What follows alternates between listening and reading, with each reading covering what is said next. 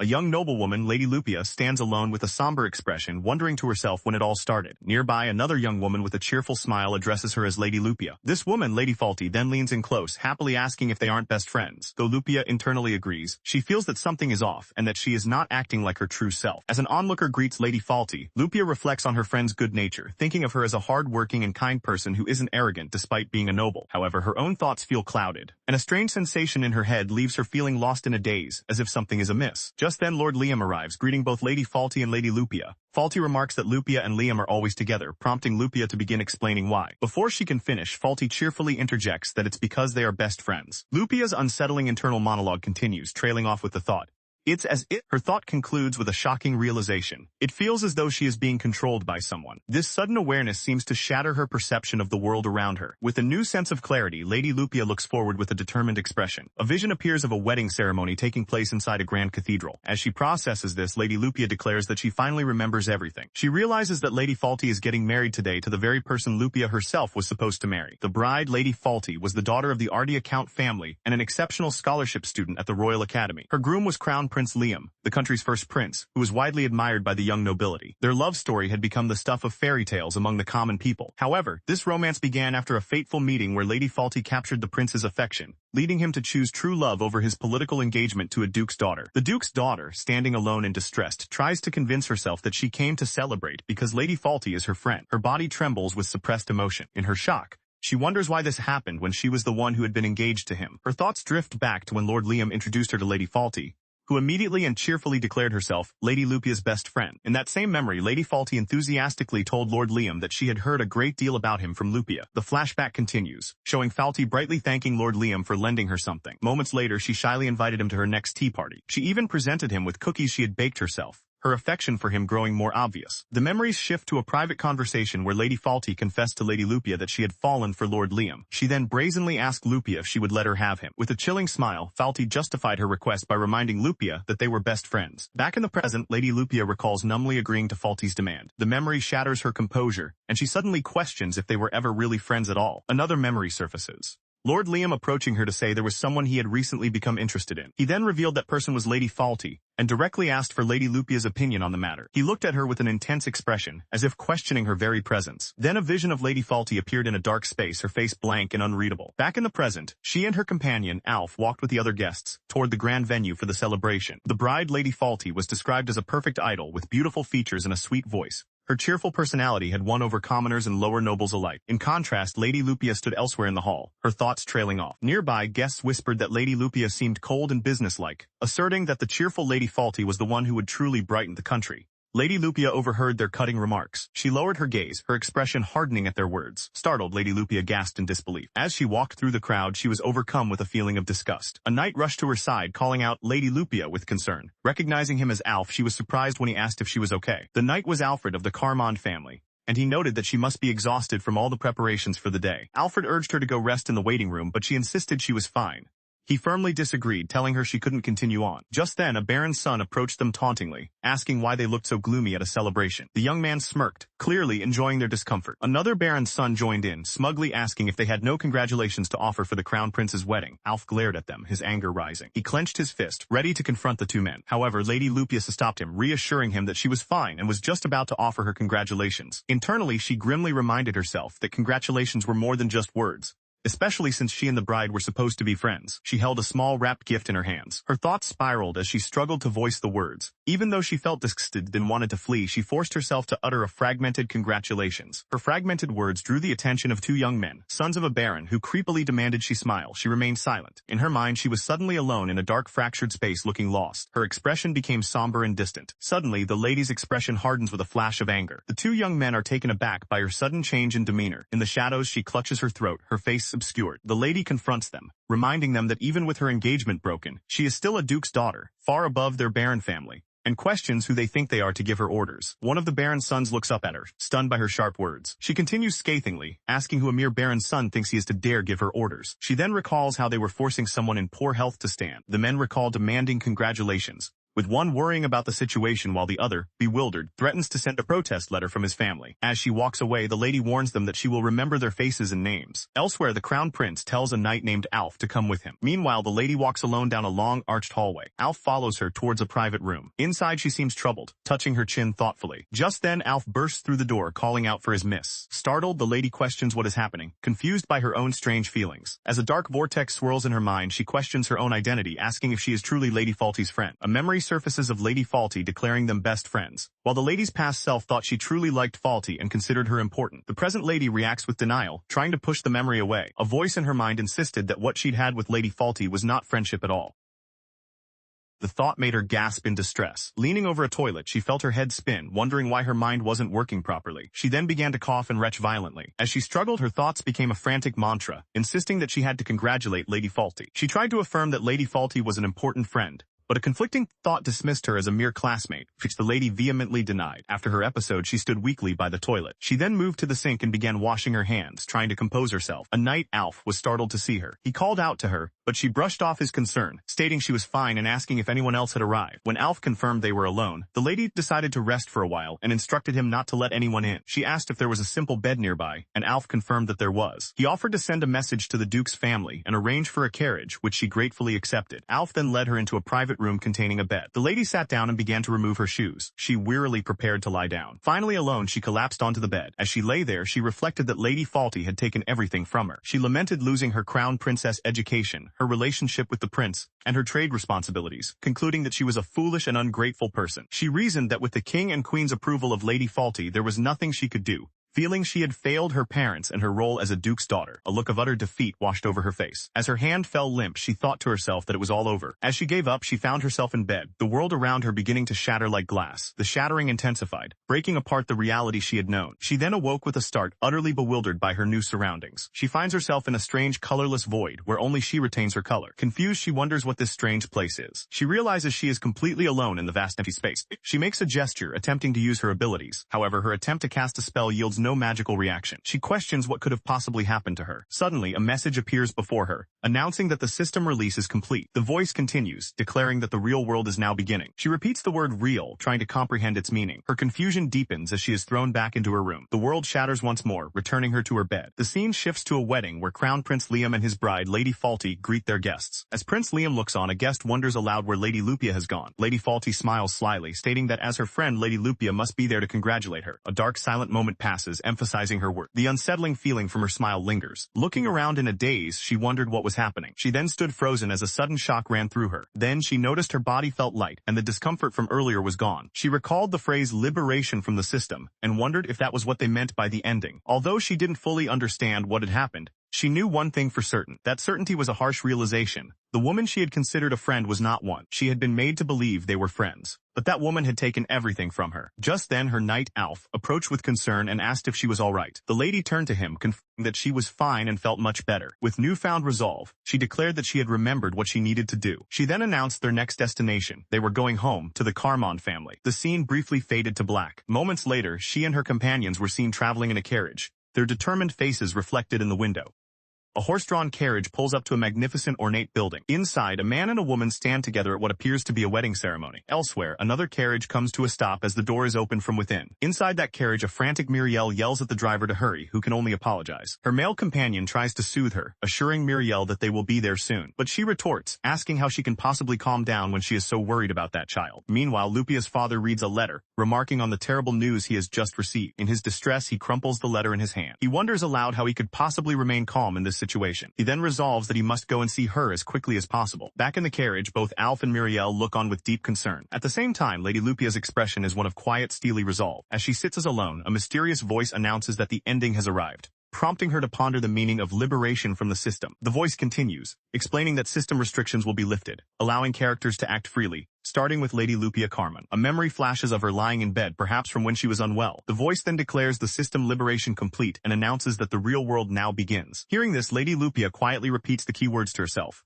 System characters, liberation. With her mind now free, her memories returned, starting with Lady Faulty swooning over Lord Liam. She then recalled Lord Liam looking at her, calling her his cute love. But the memory twisted into a sinister image of him asking if she was his friend. The dark recollection ended with his confession that he had fallen for Lady Faulty. Lupia remembered Lady Faulty brazenly asking for her congratulations. Lord Liam had echoed the demand, questioning if she would congratulate them. The memory showed Lady Faulty feeding the prince, while Lupia watched, small and alone. Returning to the present, Lady Lupia affirmed that, at the very least, she was finally herself again. She reflected on her past, manipulated self, who had viewed Lady Faulty as a mere object, noting that this disgusting feeling had now vanished. In that confused state, she had clutched her chest in distress. Now, however, she was certain that the new emotion she felt was how she was truly supposed to feel. With this newfound clarity, Lady Lupia concluded that, to begin with, Lady Faulty had never even been her friend. She recalled that their relationship was limited to occasionally encountering each other at the library and studying together when it was full. Beyond knowing Faulty was a count's daughter and a scholarship student, she knew nothing else about her. Lady Lupia continued her reflection, acknowledging that while she had many so-called friends, she had very few people she could truly call best friends or open up to completely. She had never considered Lady Faulty one of them,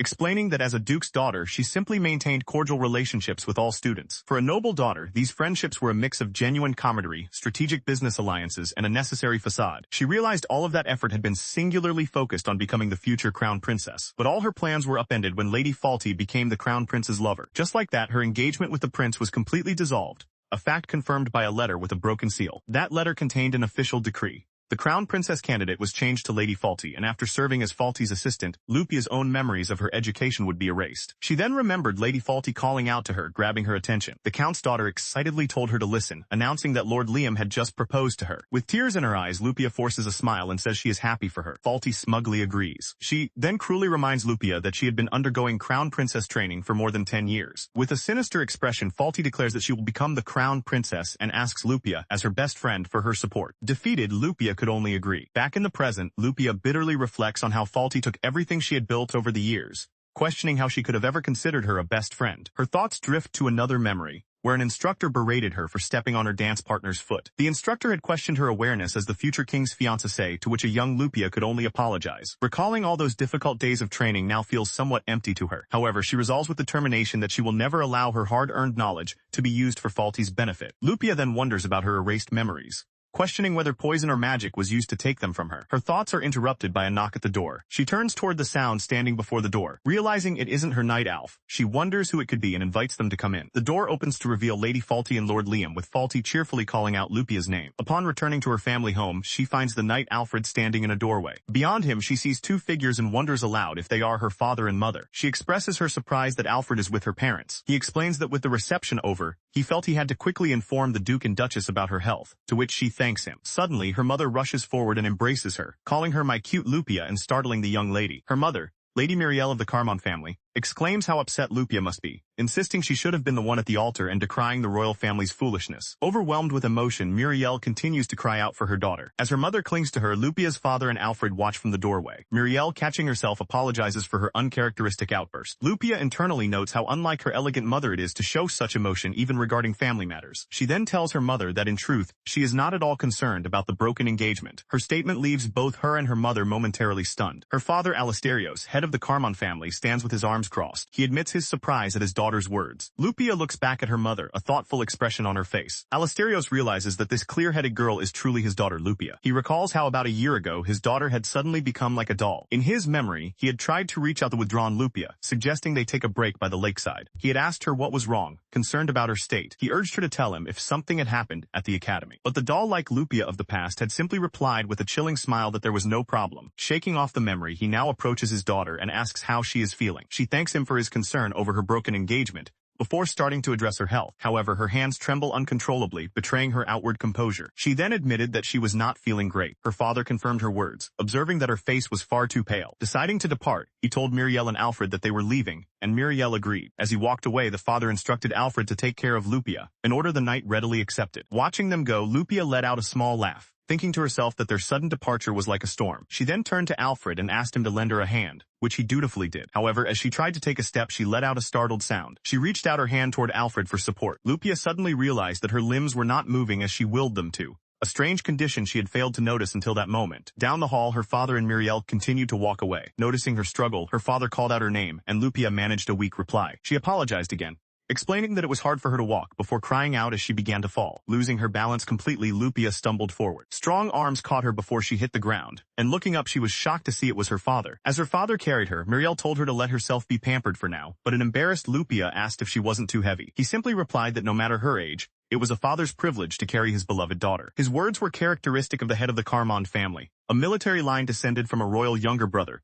that once served the kingdom as knights. Lupia knew her father, Alasterios, had always followed tradition, displaying his full strength as the kingdom's knight commander. Even at 42, he continued to train diligently. As a result, her father's strength is far beyond that of an average adult male. The lady's family, including her father and another woman, arrive in a carriage to meet her. She thanks her father, who responds with a simple acknowledgement. As Alf helps her into the carriage, she wonders how long it has been since she let herself be pampered like this. Just then the crown prince runs towards them, shouting her name, Lupia. The crown prince and Lady Faulty rush up to the carriage, startling Lupia's family. Lady Faulty demands to know where Lupia has been, claiming she was worried, while the crown prince adds that she disappeared without a word. Faulty then complains that she expected Lupia to cheer for her, and the crown prince expresses his disappointment. Lupia's father, Alasterios, steps forward, retorting that it was they who lacked manners first. His sharp rebuke leaves both the crown prince and Lady Faulty shocked into silence. Alasterios states that while he has more to say, his daughter's health is the priority right now. As he turns to leave, he assures them they will meet again soon, and tells them not to forget his words. With a final cold glare, he vows to never forget what they did to his daughter. The carriage door slams shut. Moments later, the Carmond family's carriage pulls away from the palace. The crown prince and Lady Faulty are left behind, watching in stunned silence as it disappears.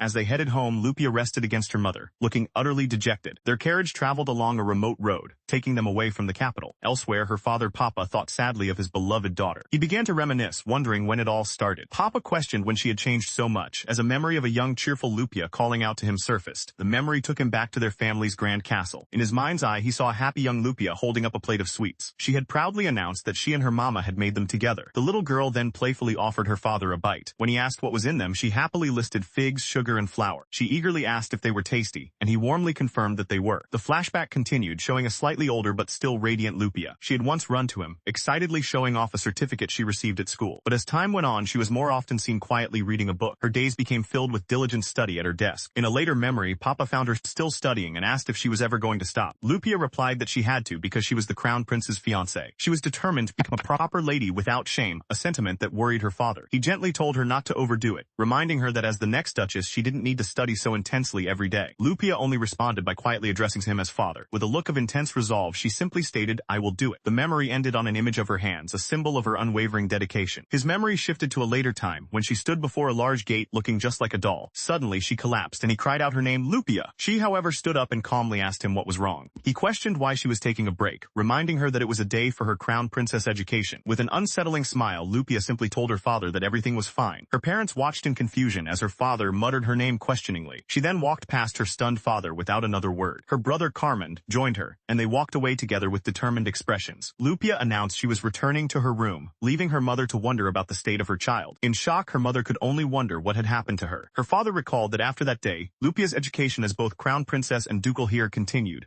Fearing it was a burden, he slowed the pace and repeatedly tried to talk to her. But unfortunately, his efforts were for naught. He concluded his memory with the sad realization that his daughter still seemed broken. Several months later, a royal court was convened. An elderly official stood before the assembly, preparing to make several announcements. From the throne, a decree was read, officially changing Prince Liam's crown princess candidate from Lupia Carmen to Lady Faulty Ardea. Hearing this, Karma reacts with shock from within the assembled crowd. The decree went on, laying out a grim future for Lupia.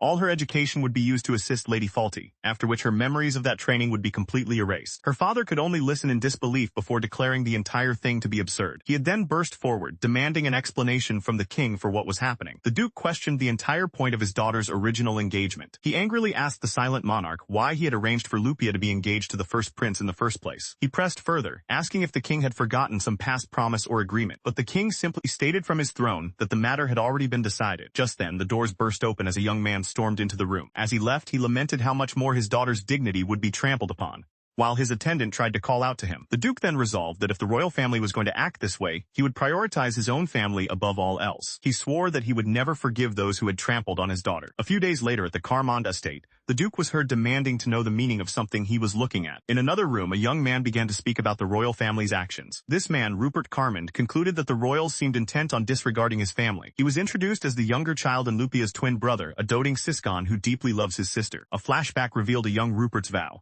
If his sister were to become crown princess, he would become her knight and protect her for the rest of his life. To that end, he had gone to study abroad, excelling in both swordsmanship and magic in preparation to join the Knight Corps for her sake. Back in the present, Rupert turned to his parents with a shocking proposal that the Carmond family should abandon their country. As he raged, two young acquaintances tried to get him to calm down, but he was too flustered to listen. He furiously questioned how anyone could expect him to stay calm at a time like this. His mother, Muriel, told him that seeing his anger was actually helping her to calm down and urged him to settle down for now. But Rupert was inconsolable, exclaiming that even his mother was acting strangely and demanding to know what was going on. Feeling the king and prince were mocking his sister. Just then, a voice acknowledged his love for Lady Lupia while offering him a cup of tea. The family's head butler, Jif, formally requested that the young master calm down and drink some herbal tea. Rupert looked up, surprised to see the butler. He hesitantly accepted the teacup from Jif. Taking a sip, Rupert began to compose himself. He then recalled how his sister Lupia had always worked harder than anyone, pushing him to improve and earning his deep respect. Clenching his fists, he began to say that despite this, there was something he couldn't accept. His father, Alasterios, declared that he could never forgive Lady Faltiardia for how she treated his daughter, and Muriel immediately agreed. Rupert worried that things were progressing too quickly, and wondered aloud if there was any way to bring his sister back to her senses. He recalled coming home one day to find his sister seemed completely different. He had assumed she was simply demoralized by the broken engagement, but she didn't respond when he called to her. Turning to his parents, he had asked them what was wrong. His father explained that Lupia had been this way ever since she advanced to the highest grade at the Royal Academy. A flashback showed an emotionless Lupia, confirming she had been this way for some time. Back in the present, Rupert was completely baffled by this revelation. His mother added that whenever they told Lupia to see a doctor, she would simply insist that she was fine. Rupert, alarmed, declared that this was serious and that they must have her examined. However, Muriel countered that Lupia was physically fine and even had a good complexion, making the situation all the more confusing. As the family sat gathered around a table, the gravity of the situation was clear. Carmen's expression was grimly determined. He announced his plan. He would take his graduation exam as soon as possible, return home, and ensure his sister remained there. Carmond worried that if he didn't act, the Countess and the Crown Prince might imprison his sister in the palace. He feared they would keep her there merely as a convenient caretaker. His father, Papa, agreed, and his mother, Mama, affirmed that the family would handle the matter themselves. A carriage with horses stood ready for departure. Lupia and her mother shared a look of quiet resolve. Later, Papa told his wife, Milier, that their daughter needed to rest first and foremost. The man accompanying them readily agreed. Papa then outlined their strategy. As a ducal family, they would refuse the royal family's orders and state that their help was not needed. His wife, Mama, concurred with the plan. Lupia looked down, her expression unreadable but resolute. Her father then vowed that no matter what the royal family said, he would stop them. Mama added her own promise of support, declaring she would do it for her daughter. While traveling in a carriage, Mama mused that her son, Rupert, would probably return after he graduated. She then recalled to Lupia that Rupert had mentioned speeding up his graduation. The man accompanying them looked back with a start. Inside the carriage, Mama continued to speak with her silent daughter. Meanwhile, at his foreign academy, Carmond prepared to fulfill his plan, which required defeating the graduation exam instructor in a sparring match. This was in addition to demonstrating sufficient grades on the written exams. Only if both conditions were satisfied would it be judged that the student had truly made their learned skills their own. In a carriage, Lupia reflected that someone would accelerate their graduation solely for her sake. Her mother, Muriel, remarked that this was just like Rupert, and her father, Alasterios, agreed. As they traveled, Lupia noticed that they seemed to have arrived at their destination. Alasterios confirmed her observation. Their carriage approached a grand sprawling castle perched atop a hill.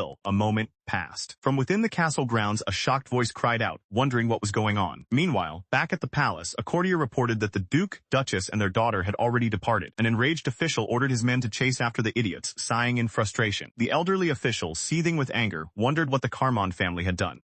Inside a grand royal hall, a wedding reception has just concluded. Off-panel, two nobles comment that it was a fine reception, with one agreeing. Seated on his throne, Liam's father declares that finding the perfect bride for Liam was the best possible outcome. The queen adds that the bride is a flawless, well-mannered, and excellent student, but a cracking sound over the new crown princess's image suggests a different reality. Elsewhere, a shocked Carmen questions the new crown princess being merely a count's daughter. He seems momentarily stunned by the news. Covering his mouth in disbelief, he wonders why someone of such a relatively low rank would be chosen to become the crown princess. Back with the royal couple, Liam's father angrily demands an explanation from the queen. He grips a small ornate object tightly in his hand. The queen turns away, reflecting that what they did was a terrifying thing. Her husband, confused, asks what she means. Meanwhile, Carmen tells his father, the Duke, that the royal family has lost the backing of their dukedom, a realization that visibly shocks the Duke. The Duke's eye widens in alarm at the implications. The Queen begins her explanation, reminding the King that their son Liam was once engaged to Lady Lupia Carmond, daughter of the Carmond Duke. She admits that she does not know if the two held any romantic feelings for each other. However, she had heard that both understood their duty to their families and the nation, and were prepared to stand together for that reason. Yet the Queen continues, after only a year of knowing Countess Faltiardia,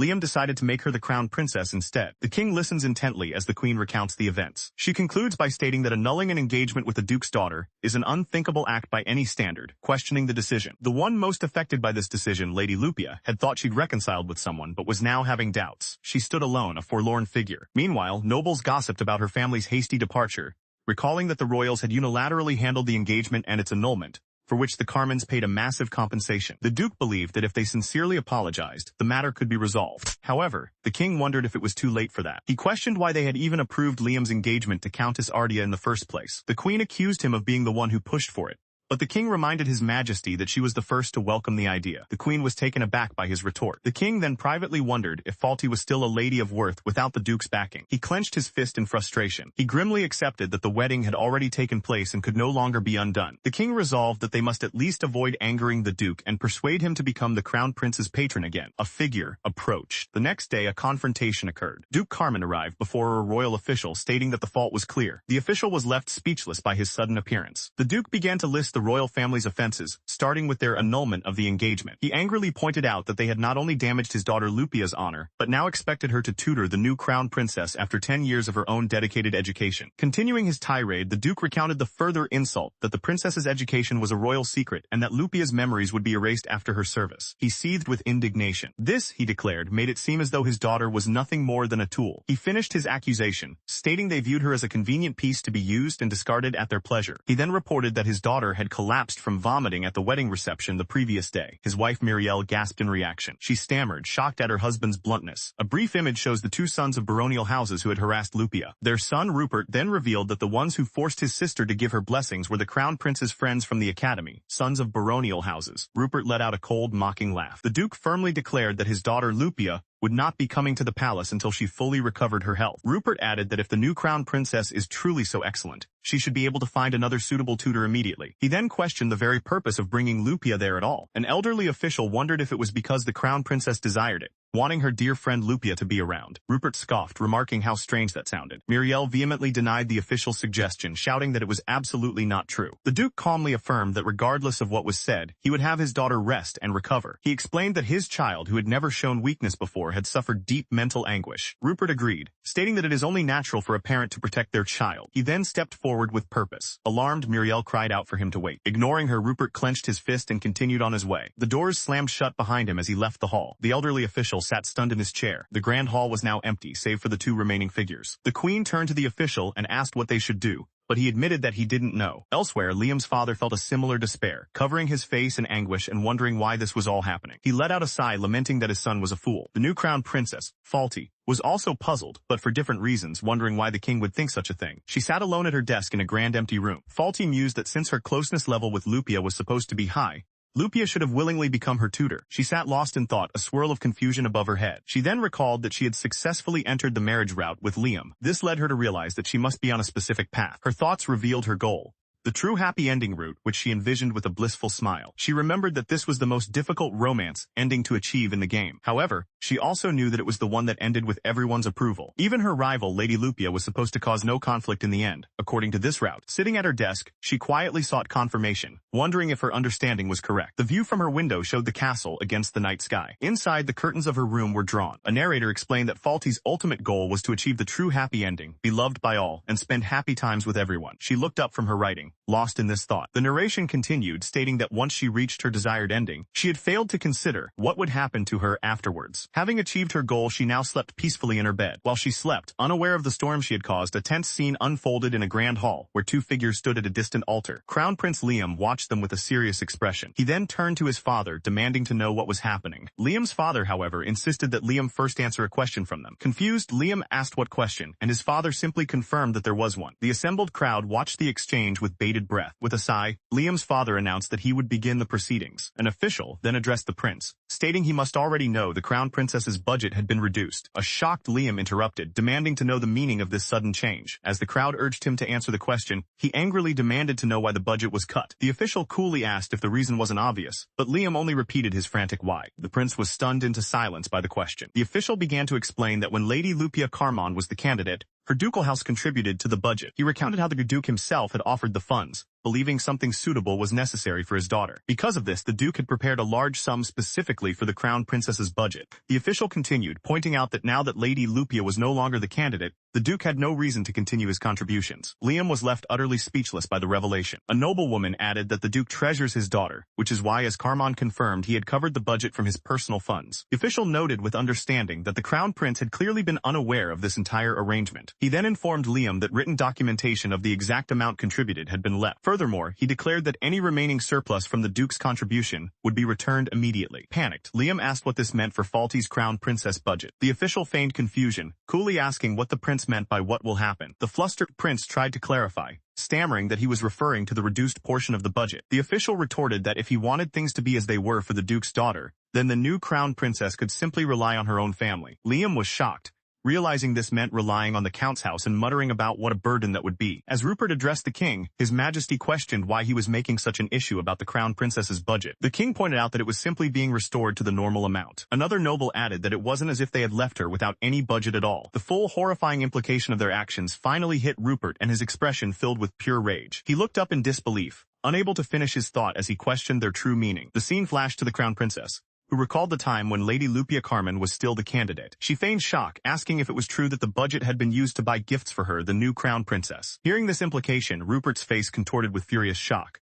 An official exclaims that he knew it, confronting Prince Liam about not having used Lady Lupia's budget as Liam looks on angrily. The official continues, asking if Liam used the funds to buy gifts for the new Crown Princess instead. Liam erupts, arguing that as a vassal, it's only natural for them to give him money to show their loyalty. Another official with an eye patch then steps in, asking Liam if he is therefore telling the Carmon family to give him money. Caught off guard by the direct question, Liam stammers, at a loss for words. He then weakly insists that such a thing would be impossible as he backs away from the crowd. The Queen then intervenes, announcing that she will explain the first reason why it's impossible. She reveals that the Carmon Dukedom has formally withdrawn as a patron of the royal family. A shocked Liam demands to know why. The Queen explains that it is because Lady Lupia is no longer his fiancée. She continues with the second reason. Lady Lupia has already departed for a remote residence to rest and recover. Liam is bewildered, questioning the situation since he had ordered Lupia to serve as an educator for the new Crown Princess Falty. He angrily insists that it is Lupia's duty as a vassal and that she must be recalled immediately to fulfill it. The Queen calmly concedes that ordinarily, that would be the case. However, she pauses before continuing, startling Liam with her change in tone. The Queen sternly reminds him that he has neither the right nor the standing to address a duke's daughter without her proper title. Liam is left stunned and speechless by the sharp rebuke. An official holding a large stack of documents then approaches the prince. The official presents the papers to Liam, asking if he knows what they are. He explains that the stack consists of letters of protest from the Carmon main house and its many branch families. Reading from one letter, the official relays the Carmon family's position. They interpret the treatment of Lady Lupia as a declaration that the ducal house is unnecessary and warn the royal family not to insult them. The Queen then confronted her son, reminding him of the plan to recall Lupia to serve as Falty's tutor. Aghast, Liam questioned if they truly meant to summon Lupia back just to perform duties akin to those of a servant. In response, his father admitted that the royal family had also been thoughtless. He continued that this applied to the ministers, nobles, and even the students at the academy who had praised Falty. In the audience, a young man in a uniform listens with a look of intense focus. Lord Liam, with a look of conviction, then emphatically agreed that the king was right. With that, Liam suddenly suggested taking Lupia as a concubine. The Queen reacted with disbelief, asking her son if he was an idiot. She pointed out that there was no way the Duke of Carmon would ever allow such an arrangement. The Queen warned that if they provoked the family any further, the entire Carmon dukedom might leave the kingdom. She then questioned how he could make such a suggestion when he understood the risks involved. Liam could only groan in frustration, unable to respond. His mother looked at him, finding his behavior strange. The king agreed, remarking that their son had never been so thoughtless before. His wife Muriel listened with a somber and resolute gaze. She then admitted that this thoughtlessness applied to them as well. Meanwhile, Duchess Muriel considered the situation, noting that changing a royal fiancé ordinarily required approval from both houses. She continued to list the numerous meetings, official consents, and formal procedures involved, all of which should have taken much more time. Muriel concluded that there were far too many puzzling points surrounding the whole affair. While some found the situation puzzling, Crown Princess Falty wore a faint knowing smile. In the throne room, Lord Liam offered an explanation for the oddities, suggesting that perhaps everyone involved had been in a state of confusion. However, a lady-in-waiting countered that with no unusual magical reaction detected, it was unlikely the new Crown Princess had used enchantment magic. Lord Liam angrily retorted that Falty would never do such a thing. The Queen, seeming to agree, stated that they should leave the matter at that for now. But her husband the king interjected with a grave however. He declared that this was something they must all remember. The king continued, stating that no matter the circumstances, their kingdom had thoroughly belittled the Carmen dukedom. This, he stressed, was an undeniable fact. The assembled nobles listened with apprehension. Lord Liam looked on, his expression troubled by his father's words. Elsewhere, Lady Lupia stood with a calm but distant demeanor. Back in the throne room, an aide reported that the Carmen ducal house was refusing all contact, making an apology impossible. The king then sternly commanded his son not to act on his own. Lord Liam walked through the palace halls, lost in thought. He questioned if marrying Lupia had been the right decision after all, but immediately told himself that couldn't be right. His hand clenched into a fist, betraying his inner turmoil. His frustration boiled over, and as a desk slammed, he angrily questioned what he meant by his own thought. Meanwhile, Lady Faulty read a letter and reacted with shock, questioning if Lupia had really gone to the secondary residence. She stared in disbelief, muttering that it couldn't be possible. The crown princess reacted with shock to the letter's contents, questioning in disbelief if Lupia had truly gone to the secondary residence. Her shock quickly turned to panic, as she worried aloud about what this would mean for her own crown princess education. She couldn't understand it, reasoning that Lupia's affection level had been maxed out and she had already reached the true happy ending. Overwhelmed by this unexpected development, she cried out in frustration. Her outburst caught the attention of a maid, who cautiously approached and addressed her as Your Highness. The crown princess turned and handed the letter to the maid. Regaining some composure, she apologized to the maid for getting upset. She then asked to be left alone for a while so she could think. The maid acknowledged her request. With a bow, the maid left the room, closing the door behind her. Now alone, the crown princess mentally reviewed the story's starting premise: how she became a scholarship student at the academy and managed to marry the crown prince. She recalled achieving the true happy ending of the game Love Star without any problems. This made the current situation feel strange, as she was certain she had gathered every element needed to trigger that ending. She had done everything right, from scoring almost perfect marks on every exam to even becoming friends with Lupia. Frustrated by the inexplicable turn of events, the crown princess raised her hand with determination. In a desperate attempt to understand, she invoked a game command, calling out to open her status screen. Before her appeared a translucent screen displaying the title The Saint's Miracle. She let out a confused, "Huh?" Looking closer, she was shocked to realize that on it, Lupia's affection level was completely blacked out. She frantically wondered why this could be happening. Her own stats, she noted, hadn't changed. In fact, everything else seemed to be the same. She concluded that the only thing that was off was Lupia's affection level. Worried about what was going on, she feared that the story had somehow been distorted or twisted. Then she recalled Lupia saying she felt unwell and wondered if that could be the reason. She continued to ponder if that was it. She stood in her room, gazing out the window. The crown princess decided that she might find something out if she went to visit her. The scene then shifted to provide context for the world. A narrator explained that this was a romance simulation game for women. The story itself was simple. However, the routes to the true happy ending and raising affection levels were extremely complicated and strict. The game's story begins when the heroine enters her final year at the Royal Academy. Born as the daughter of a count, the heroine enrolls in the academy. There she meets the Crown Prince Liam and falls in love. In the game's story, the two overcame their difference in social standing. The main characters ultimately found a happy ending together. She also remembered a key plot point where the heroine befriends the Duke's daughter, his original fiancée. In the game's true ending, these two become best friends, and along with the Crown Prince, the three of them live happily ever after. Faulty pictured this idyllic scene of friendship and peace. Contrasting this with her own life, she reflected that she began as just an ordinary girl with slightly above average grades. However, a mysterious voice began giving her instructions,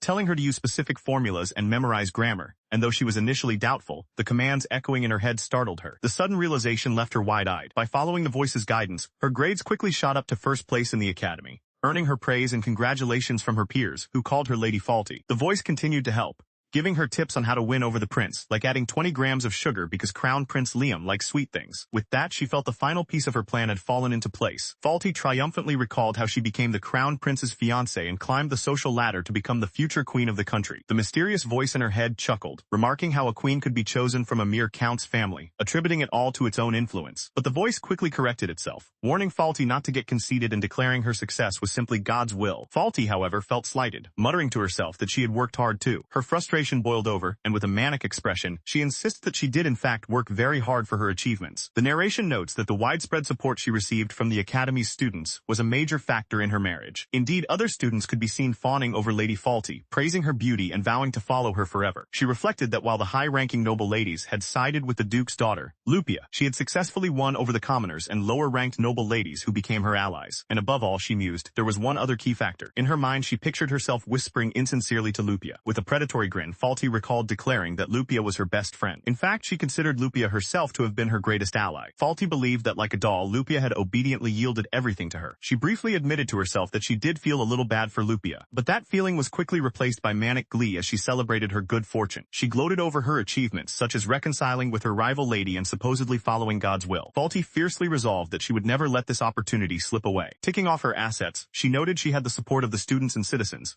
as well as the king's formal approval, and declared that she now had everything. Meanwhile, a somber Lady Lupia Carmon was said to have come to her senses. However, the narrator revealed that the ending now progressing was not the true happy ending Faulty had wanted. A young woman with long dark hair left a room, while Faulty watched her depart from behind the partially open door. But as she proceeded down a long corridor, Faulty herself had yet to realize this fact. The scene shifts back in time where preparations for Lupia's recuperation were underway at the ducal mansion. Inside, maids were busy packing, confirming that nightwear and snacks were ready for Lupia's arrival. Lupia quietly sipped from a cup, beginning her period of rest. As she relaxed, she wondered aloud if it was truly okay to be so at ease. Her brother Rupert immediately reassured her that it was perfectly fine. However, Lupia confessed to Rupert that having nothing to do made her feel restless and even bored. He gently chided his sister for wanting to get back to her desk while still recovering, insisting that she just relax. His insistence left her flustered. With a nervous giggle, she stammered out her agreement. Her maid Rishel chimed in, agreeing with Master Rupert that Lupia should take it easy. Lupia was surprised to hear even Rishel say so. Observing her reaction, Rishel could only murmur, "Oh dear." Meanwhile, someone was secretly watching the siblings from behind a door. Elsewhere, other maids expressed their relief, noting that Lupia's complexion had returned to normal, and that it had been a year since they'd last seen her laugh. One recalled how Lupia's conversations had become formal and doll-like, while another mentioned how quickly Lord Rupert had rushed to her side. The maid continued, remarking on how shocked the lady was. Because of all this, another concluded that Lupia must be feeling quite relieved now. Back with the siblings, Rupert declared that now that his sister had regained her strength, they should do something enjoyable, promising to grant any wish she had. Lupia was taken aback, pondering what it was she actually wanted to do. Rupert suggested anything from horseback riding to playing chess with him would be fine. Overwhelmed by the open-ended question, Lupia struggled to recall what she truly enjoyed, prompting Rupert to simply suggest they play chess. He asks if something is wrong, and she replies that she forgot to do something very important first. She decides she must erase all the knowledge gained from her crown princess education in one go. Her brother and Rishel react with shock, exclaiming that's not what he meant and asking why she would do such a thing. Lupia sits with a blank, dazed expression, seemingly unfazed by their outburst. She explains that she must erase her memories quickly, because if she doesn't, the royal family might summon her to the palace, which would become troublesome. While Rupert and Rishel panic in the background, Lupia calmly sips her tea. Lupia calmly suggests asking her father or mother to arrange for a priest who can use memory-erasing magic. Rupert immediately agrees, saying he will take care of it. His sister thanks him for his help. Rupert tells her not to worry about it. He then turns and walks out of the room. Lupia reflects that she can now finally remove the first heavy shackle binding her. She realizes that if she cuts ties with the royal family, she will no longer have to fear the suffering of magic. In a contrasting thought, Prince Liam resolves that he must act before the Carmons come barging in. The scene shifts to Lupia's mother, Muriel, who looks on with a troubled expression. She sighs in resignation, murmuring, "No." Muriel looks out the window of her moving carriage. She laments that while she wanted Lupia to enjoy her rare free time, she knew the royal family would inevitably act sooner or later. To that end, she instructs Rupert to make preparations in case Lupia falls ill. He confirms that he understands his mother's command. She then changes the subject, asking him about his dream of becoming a knight. Rupert bluntly replies that he will not pursue it. His mother reacts with confusion to his sudden declaration. He explains that if his sister is no longer the crown princess, there is no need for him to become a knight. As Rupert quietly accepts this reality, his mother begins to realize something about him. She understands that he truly respects his sister Lupia. This realization triggers a memory of a young Rupert, vowing to become the knight who would protect his sister. In the flashback, a young Lupia affectionately calls him a fool, telling him he doesn't need to do that. The memory continues with young Lupia, gently placing her hands on a surprised young Rupert's head. Back in the present, Rupert reflects on his unwavering decision to protect his sister, contrasting it with the crown prince's choice to prioritize true love. Rupert recalls Lupia's reaction, her disbelief that the first thing her sister wanted was to use memory-erasing magic. Thinking of this, he remarks on how truly strong Lupia is. He concludes that her strength is why she was chosen as the next head of the house, and could endure the difficult education required of a crown princess. While he admired his sister's strength, Lord Liam smiled menacingly elsewhere, clutching a glowing heart that represented true love. Back with his mother,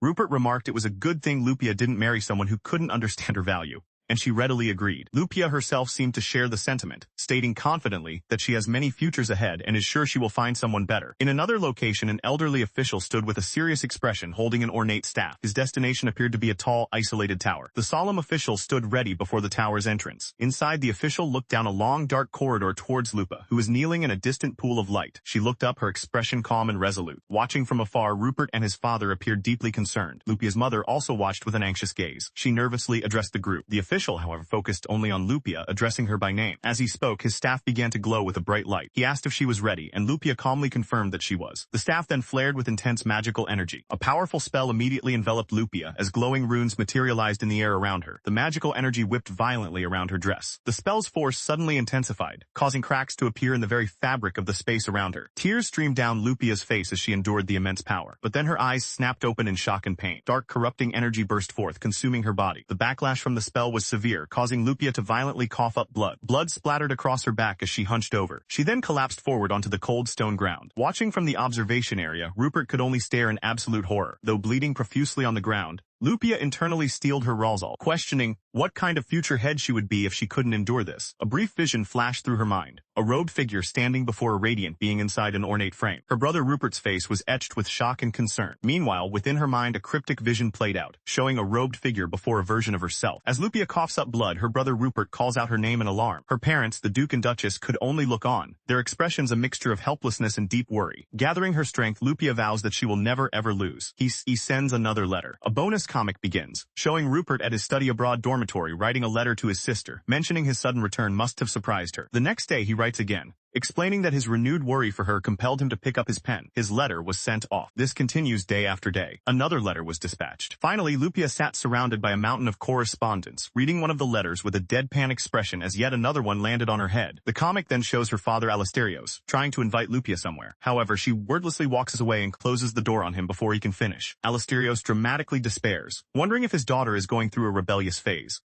Despite collapsing from the failed ritual, Lupia internally vowed that she would not lose. A hot-blooded feeling surged through her, as if she were completely burning from within. As she knelt, the dark energy around her coalesced into sharp, blade-like forms before vanishing. Her eyes then snapped open, filled with a sharp, focused intensity. A moment later, she looked up, her grievous wounds having completely disappeared. Confused, she looked down at her own unblemished hands, uttering a questioning, "Eh?" From the side, her mother Muriel and brother Rupert watched with anxious expressions. A sharp sound echoed as something clattered to the floor near them. The official who performed the ritual wiped sweat from his brow, looking immensely relieved. He then declared that the dangerous procedure had been a success, as Lupia stared blankly ahead. Rupert cried out to his sister and rushed to her side with their mother. He knelt before her and gently took her hands in his. Rupert was alarmed to find his sister's hands were cold, but Lupia only responded with a weak, detached laugh. The official remarked that he never imagined he would have to use this technique in his life. Muriel agreed, adding that she was just glad her dearest daughter Lupia had endured the ordeal. Looking at Lupia with tears in her eyes, Muriel declared that she was finally free. Lupia smiled, confirming she was free at last, and excitedly said she couldn't wait to tell her father that she had done it, and if asked whether this was true peace she would nod without hesitation. She was at long last free from the royal family. This was her moment of release. 3 days later the scene changes. A hand gently closes a book. Now resting, Lupia notes that her condition has stabilized considerably.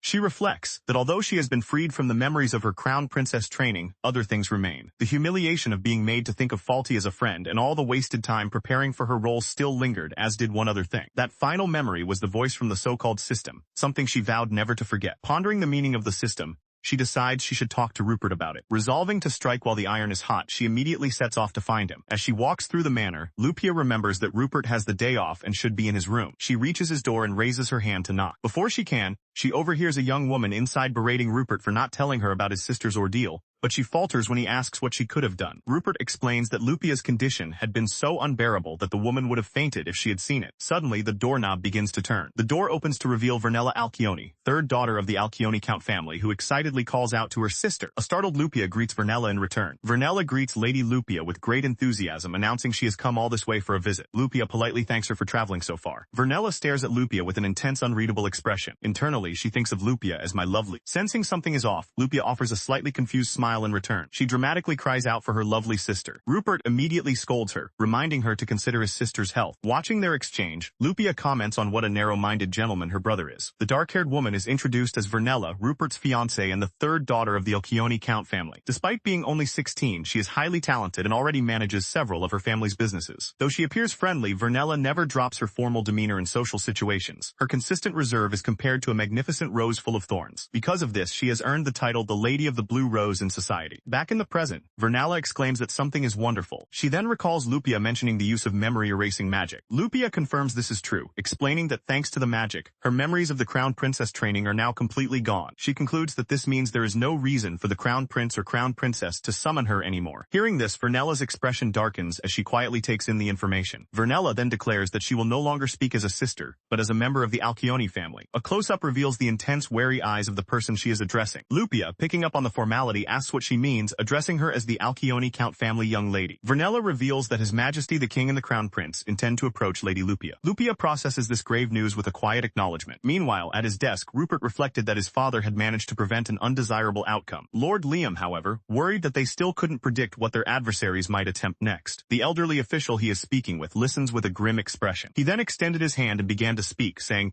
"Therefore," in another location, Vernella invited Lapia to her estate to rest. She explained with a map that traveling via the Duke's territory would make it seem as if Lapia had gone to the Duke's own estate. The discussion about Lupia's future continued within the ducal mansion. He deemed the plan brilliant, noting that the detour through the Duke's land would prevent it from seeming like she had skipped a rest. Lupia listened thoughtfully to her brother's suggestion. She realized that her father had never explicitly stated she must rest within the Duke's estate. With this understanding, she turned to Lady Vernella and formally accepted the offer. Lapia then insisted they drop the honorifics, explaining her desire to get closer to her future sister-in-law, which made Vernella giggle. As Vernella began to respond, she was cut off. Lapia asked Vernella to tell her about all the societal rumors that had spread while she was away. To hear everything, Lapia invited Vernella to stay the night. Vernella, meanwhile, gazed at her new sister-in-law with adoration. She then ecstatically accepted, eagerly calling Lapia sister. Watching them, Rupert felt a pang of regret over this sudden change, wishing he hadn't gotten engaged. Rupert quickly reminded himself that the Alcyone family was an extremely strong and necessary ally for the Calmans. She too understood the nature of their arrangement, musing that a count's daughter would only be chosen as a Carmon fiancé if she were skilled in martial arts and military affairs. Because of this, she concluded with a smile. The engagement was perfect for both families. Later, she happily declared that preparing new sleepwear had been the right choice, prompting a surprised Rupert to ask if she was really planning to stay the night. The scene then showed the grand exterior of the Carmon ducal mansion. Meanwhile, inside a different room, Crown Princess Falti and Lord Liam sat silently across from one another. In a shared, unspoken thought, they both began to wonder how things had gone so wrong. They couldn't comprehend how the situation had come to this. Their grim, shadowed expressions reflected their mutual bewilderment as the chapter concluded. An extra comic began with Crown Princess Falti reading a letter and exclaiming that Lupia had gone to another residence. She reacted with disbelief, imagining her rival had gone on a luxurious vacation. With a look of shock, Falti admitted to herself that she was incredibly jealous. In another bonus comic, Rupert vowed to stay one step ahead of his sister, promising to consider her health following her illness. His expression was one of intense, fiery determination. He then pictured himself staying one, then 2 steps ahead of Lapia, who could only look on in confusion. His fantasy escalated to being 3 steps ahead, where he appeared demonic while holding a mace, completely baffling his sister. Back in reality, a concerned Lapia asked what was wrong as Rupert lay collapsed on the floor, panting that he needed to train like a demon. The story opens on the Grand Royal Palace. Inside, 2 individuals were growing impatient. Crown Prince Liam and the Crown Princess sat across from one another in a tense room. Their impatience, however, was merely an extension of a profound misunderstanding. Liam wondered aloud why Lupia wasn't there. He reasoned that as the top candidate for Crown Princess, Lupia should have wanted to stay by his side, questioning why she would ever leave him. This was his misunderstanding. The truth was that their relationship had been an engagement ordered by the nation. For that reason, Lupia had devoted herself completely to her education to become the Crown Princess. In a flashback, she formally introduced herself to Crown Prince Liam. Everything she did was to fulfill her duty as the daughter of a duke. There was never any romance involved. Not a single shred of romantic feeling existed on her part. Meanwhile, the Crown Princess Falti also wondered why Lupia was absent. She was confused, having considered Lupia a close friend and believing she had achieved the grand finale route. This, too, was a misunderstanding. The reality was that Lupia had only acted as a close friend because Falti was the story's protagonist. What Falti had actually achieved was not the grand finale route, but rather the queen route. The narration begins to explain what Falti truly accomplished. Ever since she began hearing the voice of the system, Falti had endlessly dreamed of the romantic endings of the game Love Star. However, there was a catch. It is revealed that there is one ending that no one has ever achieved. As a calm voice begins to speak, the narrative prepares to unveil this secret route. The voice explains that in the ideal grand finale route, she would be bound to Crown Prince Liam, and even befriend the rival noble lady. From her perspective, she had already triumphantly achieved this perfect ending. This path was supposed to lead the country to a better future, thus completing the so-called grand finale route. To seize this difficult ending, Falti had worked tirelessly to gain the trust of everyone from Prince Liam and the royal family to commoners, completely transforming her daily life. She believed she had finally carved her name into history, or so it should have been. The narration reveals that underneath her diligence and ambition lay a boundless, selfish desire. Suddenly, a memory of Lupia calling out to Liam surfaced in her mind. The unexpected memory left Faulty utterly bewildered. A profound sense of discomfort began to creep in. This discomfort intensified, manifesting as glitches on her internal status screen where words like unknown and discomfort appeared over an image of Lupia. The realization that something was terribly wrong made her scream in denial, finding it impossible. Back in the present, Faulty panicked upon learning the Crown Princess tutor had declined, something she believed would absolutely never happen in the grand finale ending. Prince Liam watched her with concern. She fretted over what would happen to her education, but Liam tried to calm her, suggesting a tutor didn't have to be a marchioness and asking her to wait. Faulty reluctantly agreed. Despite her agreement, she was in a state of shock, questioning what had gone wrong to deviate from the grand finale route. The narrative reveals that the fatal mistake she committed was a simple one. She had completely overlooked the existence of Lupia's younger twin brother Rupert. To get acquainted with the extremely protective Rupert, one needed an introduction from Lupia herself, a high-difficulty event that Faulty had completely missed. Back in the present, Faulty still couldn't understand, insisting she had worked too hard to have possibly made a mistake. She reflected that all she had ever wanted was simply to see how high she could climb. Elsewhere, Faulty approached Liam, suggesting they go visit Lupia together. She reasoned that since Lupia was unwell and they had been close, a visit might cheer her up. Liam agreed that she was right. The scene then shifts, showing the two of them sitting together in a tense, awkward silence. A quiet moment passes between them. Liam, however, seemed to know that Lupia was staying at her sister-in-law's house. Meanwhile, at that very house, Rupert teased his fiancée, Vernera, for drooling. As Vernera chuckled, Rupert asked why she got so flustered when it came to his sister. She explained that Lupia is the person she admires and respects above all others. Vernera's expression then shifted as she composed herself. Rupert playfully questioned if she was really behaving like a proper noble lady. Lupia, who had been watching, looked on with a puzzled expression. She then interjected, changing the subject. Lupia commented that she found this flustered side of Vernera to be quite adorable. Becoming serious, Vernera then warned Lupia that both the king and the crown prince were trying to make contact with her. Hearing this, Rupert Carmen stands with a thoughtful expression. His sister Lupia, however, continues to rest, calmly sipping her tea. Vernera mentions that Lupia had been planning to recuperate at a family villa,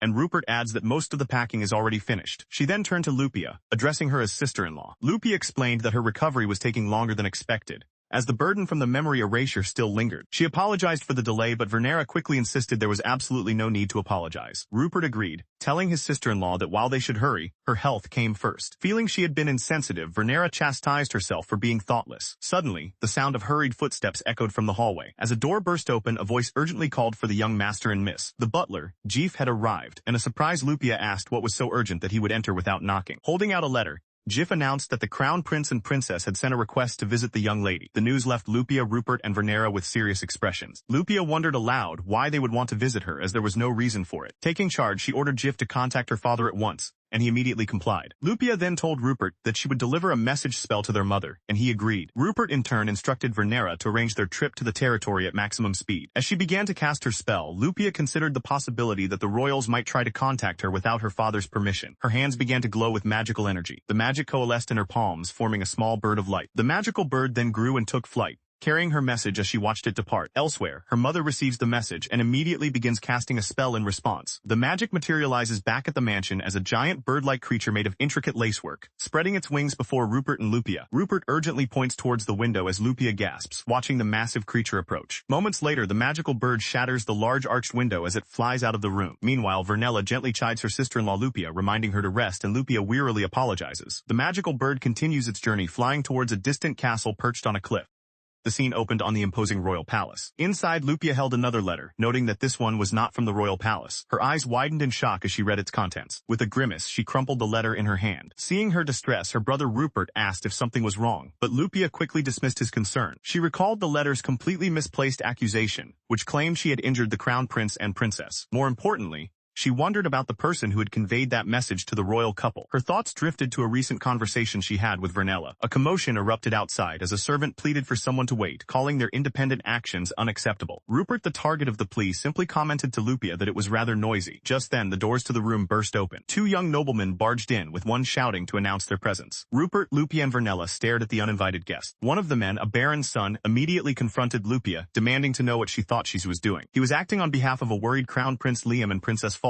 His companion listed her perceived offenses, ignoring the royal couple's calls and refusing to enter the castle. The first man accused her of trampling on the crown princess's heart, while the second declared this was why the prince had chosen Faulty over her. Throughout the tirade, Lupia remained perfectly still and silent. The Baron's son angrily demanded she say something, but she offered no response. In a flash, Rupert moved, delivering a brutal kick to the face of the man insulting his sister. Caught by surprise, the man cries out as he is struck down. Still on the floor, he can only utter a sound of confusion. His companion scoffs at him while the fallen man groans in pain. The standing Baron's son turns on Carmond, angrily accusing him of cowardice for striking first. He prepares to retaliate, but Carmond simply watches him in silence. Carmond coolly states that there is no need for him to even raise a hand. The Baron's son is left confused by the remark. Both of the intruders now lie defeated on the floor. A flashback shows the man leering at her during that past encounter. The man on the ground looks up in terror. Standing over them, Carmond identifies them as the sons of Baron Garibaldi and Baron Genasmo, prompting one to laugh weakly. Sister appears, remarking that she recognizes their faces, and one of the men seems to recall their previous meeting. Her heeled shoe is poised to stomp down on his face. Looking down at them, Sister coldly comments on their audacity. She steps forward, admonishing them for storming into her ducal household to commit such a farcical act. With a sharp tap of her heel, she took a determined step forward. The motion mirrored the past, showing her foot striking that same man who flinched in shock. A man with glasses recoils in pain and shock from a powerful blow. As she loomed over him, Carmond angrily told the man he had no right to glare at his elder sister. Moments later, both intruders lie defeated on the floor. She then mused that calling their actions storming in was too polite and wondered what should be done. She then threatened to report the incident as a rebellion by baronial houses against a ducal house. One of the intruders lying on the floor could only react in shock. Sister confirmed that their actions were indeed just that, listing how they had forced their way into the estate without permission, pushing past servants and knights. She continued her accusation, suggesting they had timed their attack for when her father was away. As one of the men tried to add something, Sister moved to step on him, silencing him. She then coolly recited the rule of etiquette that those of lower standing must not speak to their superiors without permission. After she addressed him as Baron, the man on the floor retorted that she was the one disregarding the unspoken rules of noble conduct. Ignoring him, Sister simply wondered aloud what she should do with them. Her menacing presence caused one of the knights to cry out her title in alarm. Sister then turned her fury on her knights, calling it a disgraceful and unacceptable state of affairs that they allowed the intruders to get this far. The knights immediately offered their sincere apologies for their failure. She dismissed their apology as something even a child could do, telling them they'd grown complacent, ordering them to redouble their training after reporting to her father. Vernella and Sister stood opposite each other in a grand room. A close-up then showed Vernella's intensely serious expression. The scene flashes back to Sister telling the intruders she hopes their actions won't lead to their houses being stripped of their titles. She then specifically named the pitiable Garibaldi and Genasmo houses, making her threat clear. Sometime later, a magical messenger bird flies from a woman's hand toward a large estate. The recipient, Muriel, gasps in surprise as she reads the message. The noble woman sitting with her asks if there has been some disturbance at the ducal house. Muriel clarifies that the crown prince and princess have requested to visit her daughter Lupia. Elsewhere, Cassandra, the former crown princess education tutor, reacts with surprise, wondering what business those people could possibly have now. She deduces they must be seeking support and questions if they are unaware that their situation is the result of their own choices. Cassandra muses that perhaps it is precisely because they lack this awareness that they dared to approach her. As she discusses the matter with the noblewoman, Cassandra notes the coincidence. Suddenly a voice calls out her name, startling her. The voice belonging to Faulty asks to speak with Lady Cassandra, who turns to face her in a library. A flashback shows Faulty confidently declaring to Cassandra that she could become a crown princess no less worthy than Lupia. Remembering this, Cassandra adjusts her glasses with a stern expression. Continuing her explanation to Muriel,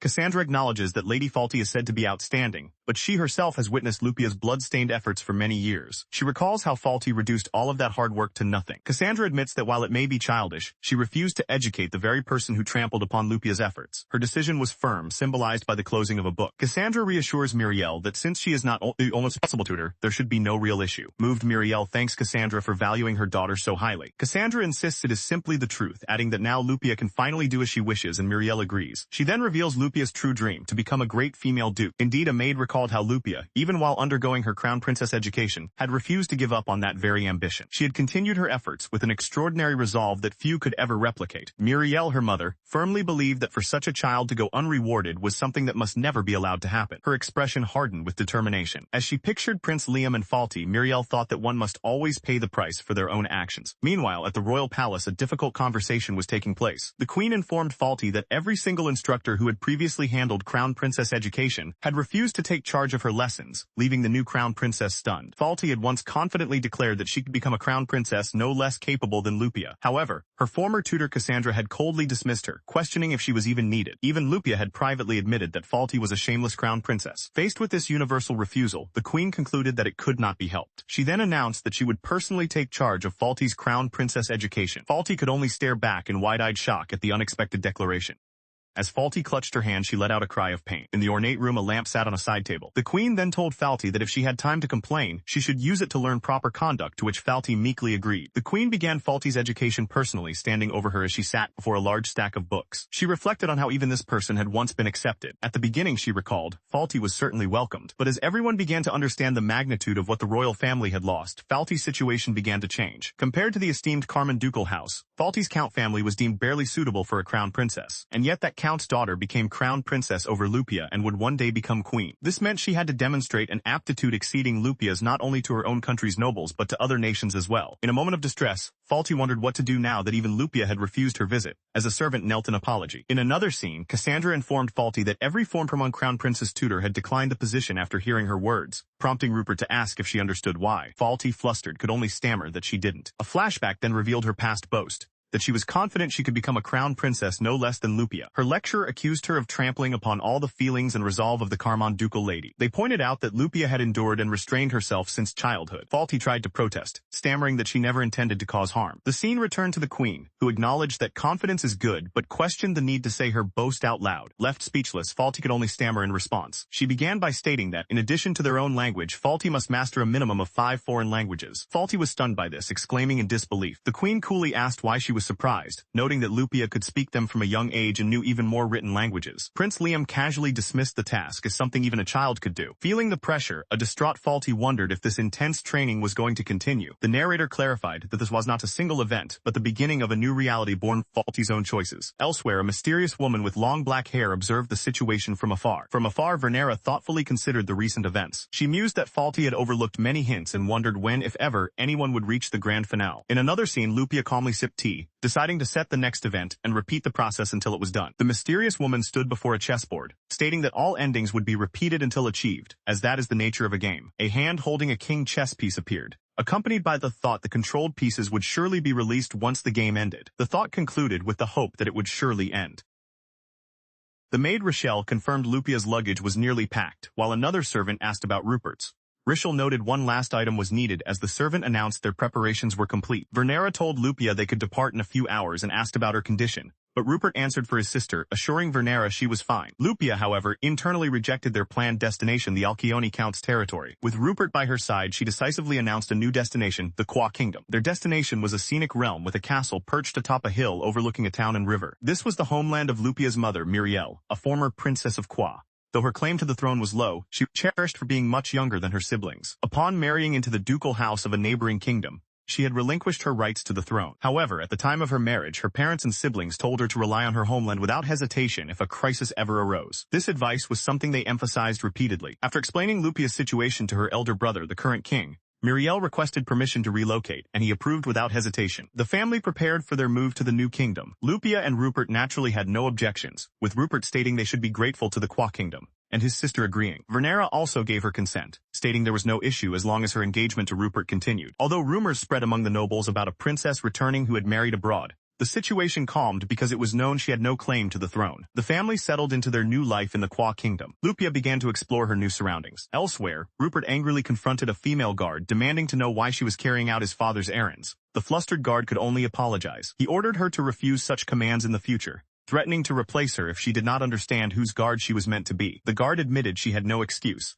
acknowledging that she should not have obeyed the order, even though it came from the Duke. Meanwhile, Lupia was speaking with Alf, who told her that while he understood the situation, it was not fine at all. She looked at him, pointing out that his statement was contradictory. Alf held a small wooden cross in his hands. Lupia then turned to him directly and asked for his thoughts on the matter. His expression was intense and determined. Standing on a castle battlement, she posed a hypothetical question. What would one do if their consciousness and future were stolen by an unknown party? Her hands firmly gripped the hilt of a crossguard sword. With a swift motion, she points the sword forward, her gaze resolute. She continues her thought, suggesting that instead of reclaiming that stolen future, a different one will simply emerge in a new place, before asking Alf for his opinion. Alf listens to her question with a serious expression. He replies that if it were him, he would likely grieve for what was stolen, a response Lupia acknowledges before trailing off. Alf clarifies that if the future he truly desired, his ultimate goal, had not been taken away, then he would simply change his mindset and move on. Lupia counters with her own philosophy, stating that what is lost can never return and that grieving is therefore a waste of time. Her expression softens as she considers his words. Looking up at the sky as the wind blows through her hair, Lupia concedes that he is right.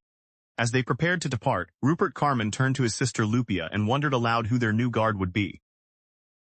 Nearby, two men questioned the necessity of a guard, especially after the recent ugly incident. Rupert, however, firmly insisted that they did. Vernera explained that it was necessary because they didn't know when the so-called system might make its move. Hearing this, Lupia thought to herself that being manipulated was probably a more accurate way to describe it. She recalled that at that time she had been nothing more than a doll without any free will. The thought was so shocking that Lupia couldn't believe it. Rupert, seeing her distress, wondered who could be behind it and for what purpose. Vernera then asked if it could have been the crown princess, but Lupia denied it, stating that there was someone else involved. A voice in her memory confirmed that the entity was called the system. Just then, a horse galloped towards them, its hooves thundering. Rupert then recalled a memory of a figure on horseback, muttering about that thing. The rider swiftly dismounted. A rider on horseback came to a sudden dramatic stop. He then swiftly dismounted, his boots hitting the ground firmly. Rupert recognized the man and called out to his uncle Gerald. The man, Lord Gerald, apologized for his last-minute arrival. Lupia warmly greeted her uncle, whom she hadn't seen in a while. He was introduced as the younger brother of their father, Alasterios, and the one who oversees all the branch families of the Carmon ducal house. He noted that they both looked well, adding that it was good to see them. His attention then turned to Miss Vernera. He then turned his attention to Vernera, remarking that she also seemed to be in good health.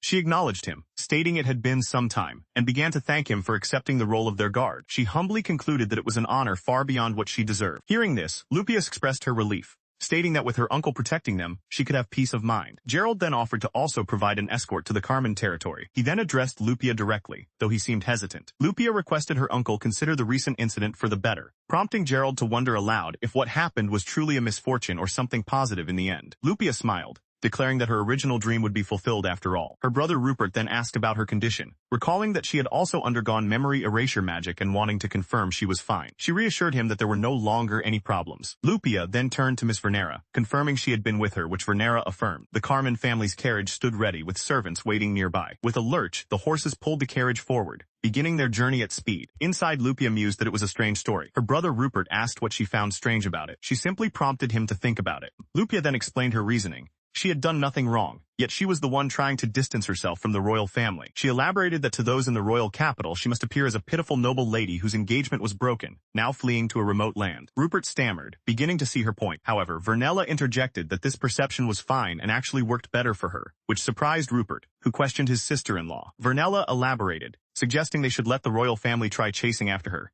She reasoned the world would wonder why the royals would pursue a lady they themselves had deemed unnecessary. Hearing this plan, Rupert looked on in surprise while Vernella remained composed beside him. Lupia then noted that in contrast, the public perception was that Falti and Liam were being celebrated as the destined pair. In light of this, Lupia declared she would no longer hold back, vowing to study and train relentlessly in the Qua Kingdom to become the next duke. Her determination wavered for a moment, however, as she remembered that her father and others were already making relocation plans on her behalf. Rupert noticed her hesitation and encouraged her, saying that once they moved to the Qua Kingdom, she should do everything she wanted, and he fully agreed with her decision. Lupia looked at him with a worried expression. She turned to Vernella, asking if this was really all right, and Vernella enthusiastically agreed as well. Vernella affirmed that, yes, even in another country she could still work behind the scenes to support them. Still concerned, Lupia asked if it was truly okay to bring Vernella all the way to the Qua Kingdom with them. Vernella insisted that it was truly all right. She pleaded with Lupia not to make such a sad face, explaining that being of service to her sister-in-law is what would make her the happiest. Touched by her words, Lupia could only say Vernella's name. Vernella reflected internally that the day she could finally be of use to Lupia had at last begun to arrive. She believed that without her sister-in-law she would have surely remained nothing more than a powerless, insignificant person, just Vernera. Speaking aloud again, Vernella urged Lupia not to worry and to do whatever she wished. She added that Lupia had endured so much up until now. Overcome with emotion, Lupia's eyes filled with tears. Changing the subject, Vernella asked if the branch families were also moving to the Qua Kingdom. Rupert confirmed this, explaining that all their relatives knew how much his sister had suffered, and were angry with the king's response. This made Vernella wonder what their father, the Duke, must be doing at that moment. The scene then shifted to the Duke himself, who excused himself as he walked away from an unseen party. His determined steps echoed through the hall, then stopped, and announced that he would be frank.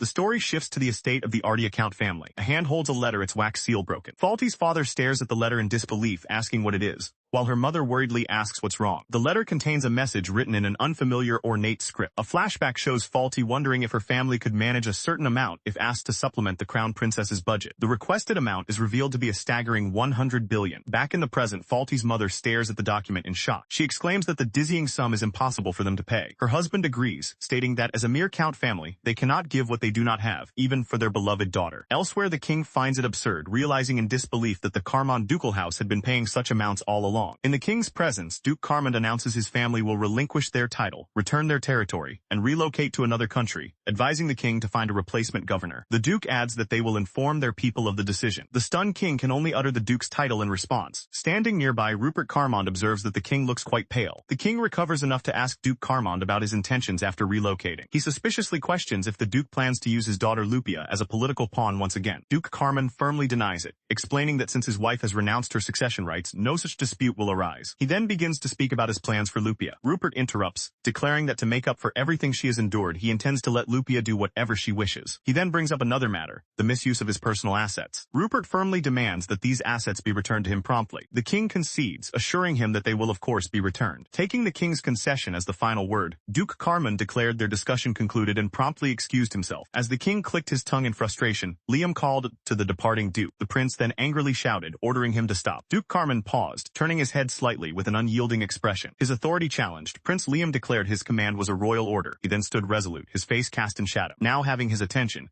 Liam smugly told the duke that he should have listened from the start. The king watched his son's outburst with concern, quietly uttering Liam's name. Duke Carmond, however, turned to face the prince and coldly asked when he had become king. An older nobleman watched with a desperate expression. As the duke began to leave again, the king desperately apologized for his son's rudeness and begged for another chance to explain. The queen also called out to the duke, trying to stop him. The heavy door then slammed shut, ending the conversation. Left alone, the queen could only sigh in resignation. Meanwhile, faulty Ardea lamented that while she was used to the queen's guidance, it wasn't how she imagined her training would be. She wistfully thought that her friend Lupia would have taught her gently and step by step. Faulty immediately began to interact with the glowing holographic interface. Seeking answers, Faulty decided she would have to ask the will of God for an explanation. In response to her will, a system window materialized with the command status open. In response, a holographic interface materializes in front of Faulty. She checked the system for information on Lupia, but noted that, as always, her page was still completely black. She stood before the transparent barrier, attempting to write on it with a stylus. Growing frustrated, she began tapping the surface more and more aggressively. Her frustration mounted into a furious expression. Finally exclaiming her annoyance, she clenched her fist, ready to strike. Her punch shattered the barrier, and she gasped in surprise at the result. She stared in wide-eyed shock at what she had done. From the shattered fragments, a strange, gooey, star-shaped entity emerged. As the entity began to take shape, Ardea shielded her face from the phenomenon. The entity fully materialized into a mysterious, dark-haired woman who stood over the stunned Ardea. Still on the floor, Ardea looked up in disbelief and asked what this was. The mysterious woman simply stared back with a calm, knowing expression. She chided Ardea for being rude, explaining that she had emerged because Ardea was so noisy before musing about the will of God. Looking down with a piercing gaze, the woman directly addressed Ardea, asking what faulty Ardea wanted. Ardea, now standing, retorted by commenting on the woman's contemptuous look. She added that she found it unexpected to be glared at,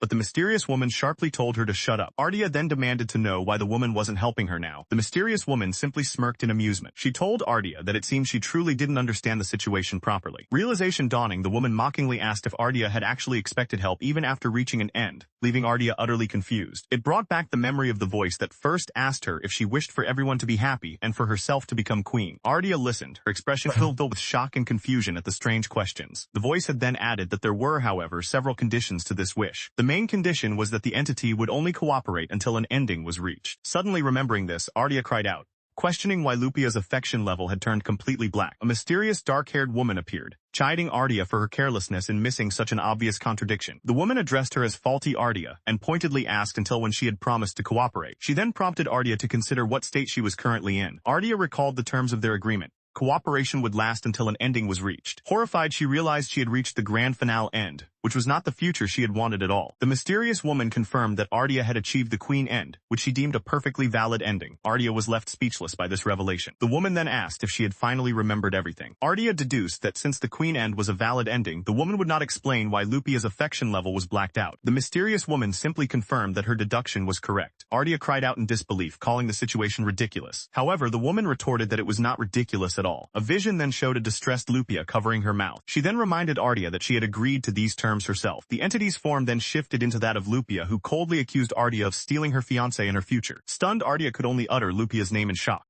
The mysterious woman, now in the form of Lupia, began her confrontation with Faulty by accusing her of stealing her fiancé. She then declared that Faulty had also stolen her future. A shocked Faulty could only stammer Lupia's name in disbelief. The entity continued, stating that the path Faulty would walk from now on is the future she has made for herself. Faulty could only stare back, her face a mask of pure shock and terror. The woman then asked rhetorically if that wasn't simply how things were. Her form shifting, the entity explained that once an ending is reached, one must move forward from there, leaving Faulty speechless. However, Faulty defiantly stated that she didn't want to give up. She then demanded demanded that at the very least, the entity show her the affection level of Lupia, who was supposed to be her friend. The mysterious woman remarked that Faulty was saying something strange again. She questioned why Faulty, who claimed to get along well with Lupia as friends, would want to express that closeness with numbers. Faulty was left stunned and speechless by the question. The entity continued its critique, stating that one wouldn't say such a thing about their own friends. It then pointed out Faulty's obsessive fixation on Lupia alone, demanding to know the reason for it. The woman mused aloud how very interesting she found this behavior. Faulty could only begin to sputter an angry retort. She lashed out, blaming the entity for the current situation because it had stopped guiding her on its own. The entity countered that guiding her was impossible, revealing that it had already released the rival young lady. Faulty was left utterly bewildered by this revelation. Appearing as Lupia, she confronted Faulty, questioning how she could call herself a friend without building a real relationship. Stunned, the young countess could only stammer, unable to form a coherent response. The figure continued, accusing her of judging their bond based solely on numbers. The woman's face twisted into a sinister knowing smile. She then pointed out the hypocrisy of Faulty, crying that Lupia was her friend. After all, the woman reminded her,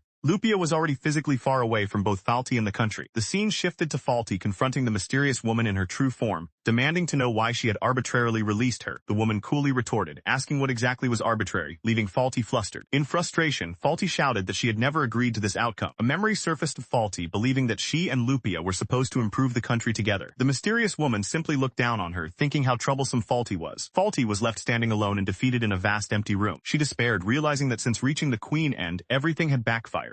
She was suspected, cursed, and mocked for all her efforts. Worst of all, she lamented that her voice could no longer reach Lupia, who had finally found her freedom. Overwhelmed and crying, Faulty wondered what she was supposed to do now. She screamed in anguish, questioning how she could possibly turn this disastrous outcome into a grand finale. In a different scene, a hooded Faulty cried out in distress. She was confronted by Rupert and Lupia, with Rupert asking if Lupia had not been the one to introduce them. The mysterious woman's voice explained that Faulty's path had only opened because she gained the interest of someone who truly respected Lupia. As Faulty stammered, the woman's voiceover concluded that she had even included this crucial step on the list of things Faulty needed to do. Now appearing with dark hair, the mysterious woman looked down on the distraught Faulty. She told her that while she had once been a good person, stumbling and falling had reduced her to this pathetic state. Kneeling on the floor, Faulty begged her to take it all back, but the woman simply asked what she meant. Faulty desperately yelled at the woman, calling her a defective product and demanding she turn back time, promising to do better. The mysterious woman sighed and mockingly asked if she should do that. Faulty, momentarily filled with hope, tearfully asked if she really meant it. The woman then presented an impossible condition.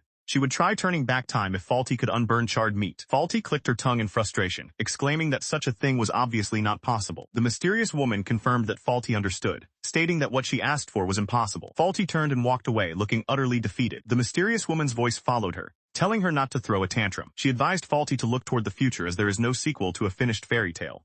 In despair, Faulty wondered how she could possibly do that. The woman instructed her to simply continue on as she was, striving harder and harder to become queen. She then cruelly reminded Faulty that after all, she had taken that future from another young lady. Faulty was left in despair, seeing a reflection of Lupia walking away, a symbol of the future she had lost. A voice, likely the woman's echoing in her mind, urged her to accept reality. With a look of resignation, Faulty seemed to finally accept her fate, muttering the name of the one she wronged. Meanwhile, Lupia herself woke with a start, as Rupert expressed his concern that she must be exhausted. Vernella added that she seemed to be having a nightmare, and Lupia murmured that she felt like she'd just had a strange dream. Her brother looked at her with concern, repeating her words, "A strange dream?" Lupia's thoughts drifted back to the dream she just had. She explained that in the dream a certain girl was arguing about something, prompting Vernella to ask who that girl was. Lupia identified the girl from her dream as Faulty Ardia. As Lupia recalled a past conversation, her expression grew deeply troubled. Continuing her recollection, Lupia explained that Faulty had insisted they were friends who had a role to fulfill together, but it felt more like an interrogation. A shocked Vernella asked if she and Faulty were actually friends. Lupia immediately denied it, stating that they were not friends at all. She elaborated that her consciousness had been taken over by the system, and Faulty had simply appeared beside her as a result. Lupia then recounted how she contacted her real friends after the wedding, and they all confirmed that they too had felt something was strange. This complex web of noble relationships was visualized as a series of heavy interconnected chains. Lupia clarified that Faulty was by no means a friend. They only met occasionally at soirees, emphasizing that noble social relations are not simple. Vernella looked at her with understanding, and affirmed that she was absolutely right. Listening to the exchange, Rupert concluded that Miss Ardia's fixation on his sister must be deeply connected to the whole affair. Lupia gravely agreed with her brother's assessment. With renewed determination, she declared she was done being toyed with by Faulty and the royal family, announcing their relocation. However, she acknowledged a potential obstacle. Inheriting the ducal house might prove difficult, depending on the title they would be granted in the Kwa kingdom. She then considered that, from another perspective, there might be a future for her other than being a ducal lady. She affirmed that there was a new future ahead that they must all move toward. As Rupert looked on, however, Vernera interjected that there was something they needed to handle first. As an image of a crying Faulty appeared, Lupia thought to herself about the things that were unnecessary. She concluded with grim determination that those things must be settled promptly. A carriage waits nearby, ready for a journey. Nearby, Lupia stands alone under a parasol, her expression thoughtful. She contemplates her future, weighing her thoughts on her country, her goal of becoming a ducal head, the Kua kingdom, and her family's status. Overwhelmed, she wonders what she should do. Her uncle, Lord Gerald, approaches from behind and asks what is wrong. Lupia turns, acknowledging her uncle. He gently asks if she is troubled. She confesses that she was wondering what to do as her greatest goal. The path to becoming Duke of Carmond seems to be gone. Lord Gerald tells her that the path is not closed yet, and that she is being too rigid in her thinking. Lupia is surprised by his assertion. He points out that her unusual pessimism is not like her and asks what is wrong. To give her a new perspective, he prompts her to think about her mother. Lord Gerald explains that her mother is a former princess of the Kua kingdom. This means, he continues, that Lupia and her brother are blood relatives of the Kua royal family. He lays out a new option. Even if they are no longer dukes, relocating to the Kua kingdom provides another path, regardless of their mother having renounced her succession rights. Lupia realizes that if the Kua royal family were to treat former royalty lightly, their own dignity would be questioned. Her uncle agrees, confirming they won't be treated carelessly, and that their future will become clearer once the relocation is finalized. He then adds a crucial detail. The current king of the Kua kingdom is one of the princes who doted on their mother, Muriel. Lord Gerald suggests that if the king recognizes value in the twins, he will likely grant them a status equal to their previous one. Lupia, however, is filled with doubt, questioning if she and Rupert truly have such value and if this is all really possible. Her uncle firmly rebukes her for getting discouraged, insisting that she and her twin possess tremendous value. Still unconvinced, Lupia asks if he isn't overestimating them. With a serious expression, he looks her in the eye. He then asks her to name another country where a young lady would undergo both ducal heir and crown princess education simultaneously. Flustered, Lupia admits she only undertook that difficult path because she wanted to. Her uncle continues, stating that such an unreasonable task would normally be impossible to accomplish. He reasons that either education alone would be overwhelming, and while patting her head, praises her for doing very well. Lupia looks up with a faint, knowing smile while holding her umbrella. As an image of the Carmond estate appears, a narrator explains that while the family's education was seen as excessively strict, no one imagined it was a path Lupia chose for herself. Lupia agrees, expressing her relief that she is not alone in her journey. She then speculates that King Rod will likely still grant her a ducal title, prompting a laughing Rupert to declare that her studies won't be wasted. Rupert continues to cheer that this is great news for her, catching a surprised Lupia off guard. Their uncle explains that King Rod deeply loves his sister-in-law, Muriel, and therefore assures the siblings they will be fine, even if there's a test. When a skeptical Lupia asks if he has any grounds for this claim, her uncle cheerfully admits he has none but still believes they will be fine. Lupia seems moved, reflecting that her relatives have truly seen how hard she has worked. Her uncle's voice rings out, telling her to hold her head high. In a quiet moment, Lupia's somber reflection is seen in a carriage window. Despite her uncle's words, Lupia privately doubts it will be so easy, considering a count or baron title more realistic, until Rupert's voice breaks her reverie. He says there's something he's been wondering about. Lupia turns to him and asks what it is. Her brother clarifies that while he isn't denying her path, he wants to know what she had originally wanted to become. He then asked for specifics. Did she want to be the Duchess of Carmond, or did she simply want to succeed their father, regardless of the title? Rupert Carmond began to offer his counsel to his sister. Lupia listened with a focused, unreadable expression. He assured her that he meant no harm and felt that since they were relocating to the Kua kingdom, she should pursue whatever she truly wanted. However, he cautioned that if her ambition was fixated on the status of Duke, then perhaps it would be better not to move. He therefore pressed the question, asking what she really wanted to do. Lupia thoughtfully murmured her brother's name, Rupert. Rupert then confessed that he never felt cut out to be a duke or blessed with the qualities of a head of house, so he had focused on his personal abilities instead. He revealed that his plan had been to become her strongest ally if she became crown princess, protecting her from the schemers he knew populated the royal palace.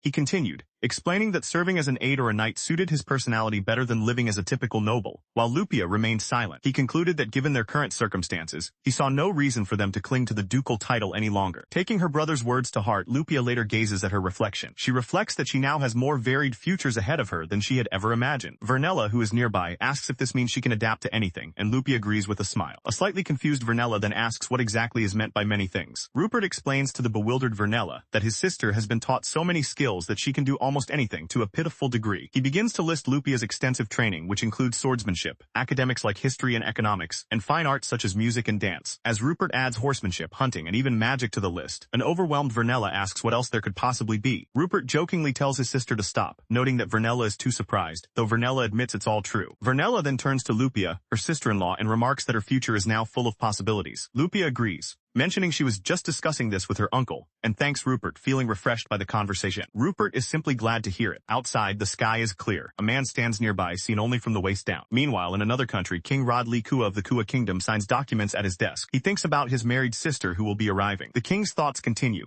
noting that his adorable niece and nephew are also coming. An official approaches, addressing him as Your Majesty. King Kua apologizes for his distraction, reminding himself that with limited funds and resources, he cannot show favoritism just because they are relatives. He reaffirms his duty as king, knowing he must judge them fairly and cannot appoint incompetent people to important positions. Looking out over his kingdom, King Koopa declares that the Carmen family must come before him as ordinary nobles, not as his relatives. He stands alone, looking out a large window. The king's expression is firm and resolute.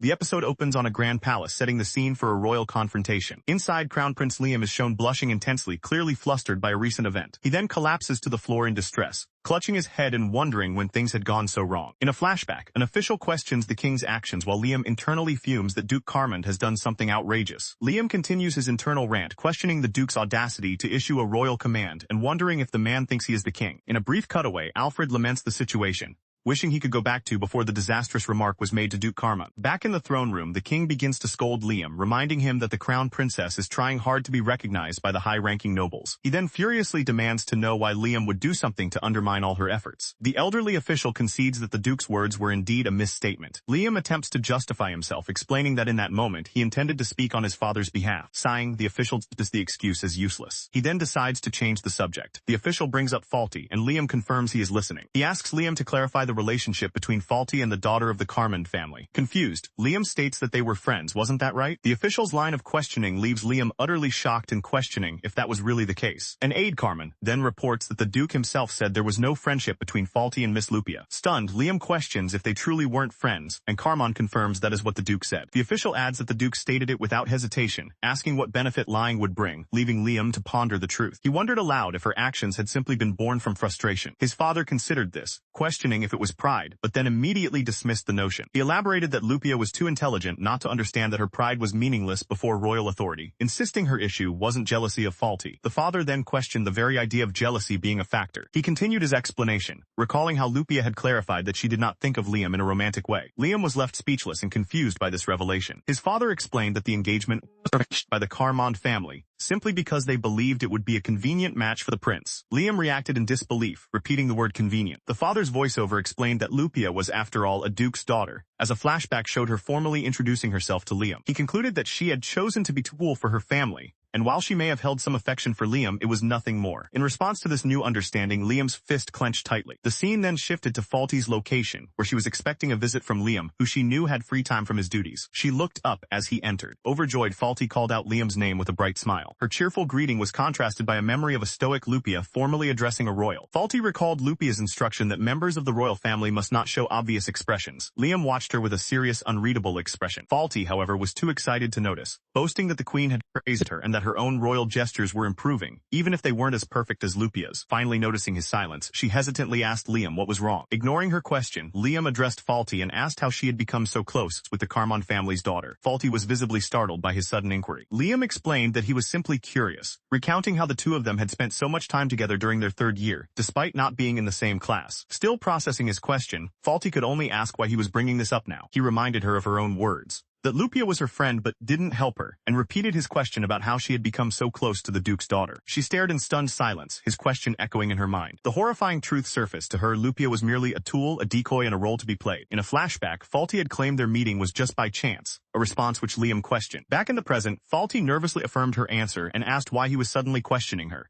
starting to insist that she and Lupia were undoubtedly friends. Liam cut her off, stating bluntly that they were not friends and that this information came directly from the Duke. Faulty was left speechless by the revelation. Continuing his interrogation, Liam asked Faulty if she had ever visited the Carmond family's house during their school days, to which she admitted she had not. He then pressed further, asking if she had ever gone out with Lupia after school, his own confusion growing. Feeling cornered, Faulty asked if Liam was doubting her. Liam quickly retreated, insisting he was not doubting her but was simply curious. Faulty explained that since they weren't in the same class, from connected families or childhood friends, she herself had wondered how they became close. She then grew defensive, questioning why the Duke would care how a friendship started and calling it interference. Liam listened with a serious expression. He then told a surprised Faulty that given Lupia's family background, it was only natural for her father to interfere. A nobleman explained that by tradition, there are only 4 families with ducal rank in the country. Liam elaborated that royal engagements were typically arranged between these 4 families due to their closer royal bloodlines and connections. Despite this tradition, he looked directly at Faulty and declared that she was the one he chose. The two walked together, a distance still between them. Liam then reiterated his question, explaining that while they had always appeared close at school, the Duke's firm denial had made him wonder how their friendship truly formed. A dark moment of contemplation passed. Faulty was left to agonize over how much of the truth she should reveal to Liam. Muriel expressed her frustration, finding it troubling that the complicated situation prevented her from meeting Lupia directly.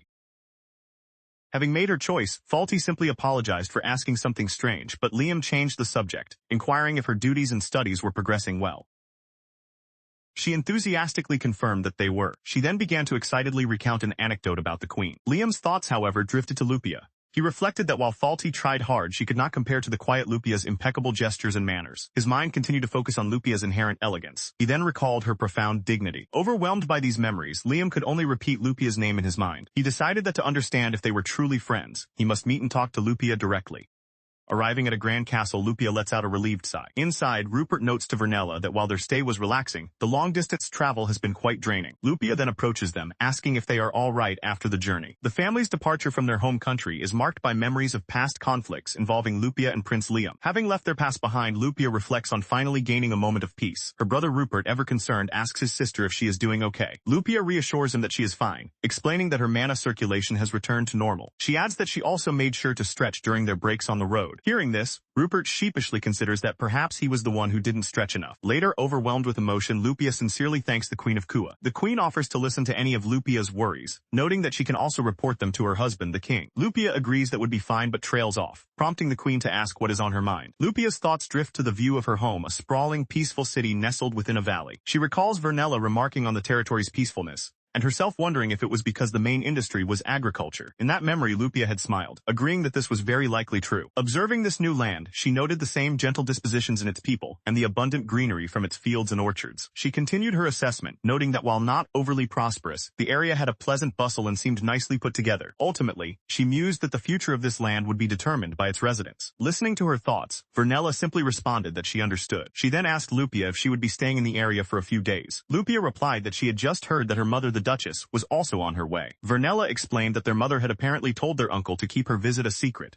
prompting Lupia to remark that it was just like her. Rupert then suggested that perhaps their mother was stopping by on her way to the Kua kingdom. Lupia agreed that this was the most likely reason, recalling that her mother had always used to travel via the duchy. She began to add another thought. Vernella then revealed that she had taken over her family's shadow business from the start to support the Carmen house, vowing to use its resources to protect what she holds dear. Lupia listened with a look of quiet determination. However, Vernella quickly changed her tone, suggesting they stop talking about such gloomy topics. Seizing the opportunity, Lupia asked Vernella and Rupert how they had spent the past year, causing a surprised Vernella to call out to her. Lupia explained that she wanted to make up for the time that wasn't normal and sincerely wished to hear about their experiences. Rupert suggested they start with him, and Vernella eagerly agreed, adding that she also wanted to hear about the country where he had been studying abroad. Vernella turned slightly, her attention focused on the conversation. Rupert happily agreed to share his story. He smiled, ready to begin. From a distance, their mother Muriel watched them, observing that everyone looked like they were having fun. Rupert turned to her, asking why she hadn't simply joined them. She smiled gently, explaining that she felt the three of them needed some fun time together on their own. As their mother rejoined the group, Lupia welcomed her, and she responded with a thank you. She then asked a maid to prepare tea for herself and their uncle, receiving a confirmation. A moment passes as they settle in. Soon after, the tea is served. With that,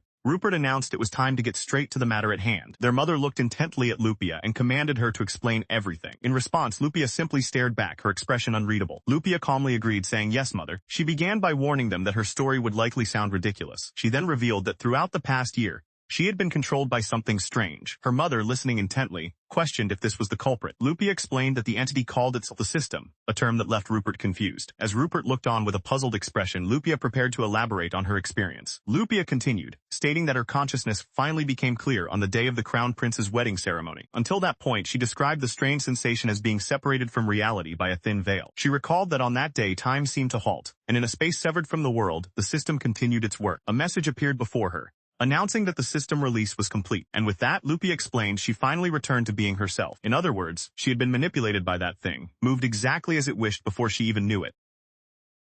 He furiously questioned who they thought people were, prompting his mother to tell him to calm down. Lupia maintained a serious expression as the conversation about the mysterious system continued. Their uncle then asked if the royals were also manipulated by the system, to which Lupia initially said no, before conceding it was possible. She elaborated that she didn't know to what extent, but the system had mentioned starting with myself, implying others were also affected. Her uncle summarized that she was the primary target, with others connected to her also being affected, which she confirmed was presumably the case. However, Lupia admitted she didn't know the degree to which others were affected. Their mother, Muriel, offered a different theory, suspecting that rather than being manipulated, the royal family had simply lost their capacity for thought. When Rupert asked if she had something in mind, she revealed it was something her husband had been saying. The group continued their conversation over tea. Prompted by Rupert, Muriel began quoting her husband's observation that the royals would act remorseful. She finished the Duke's thought.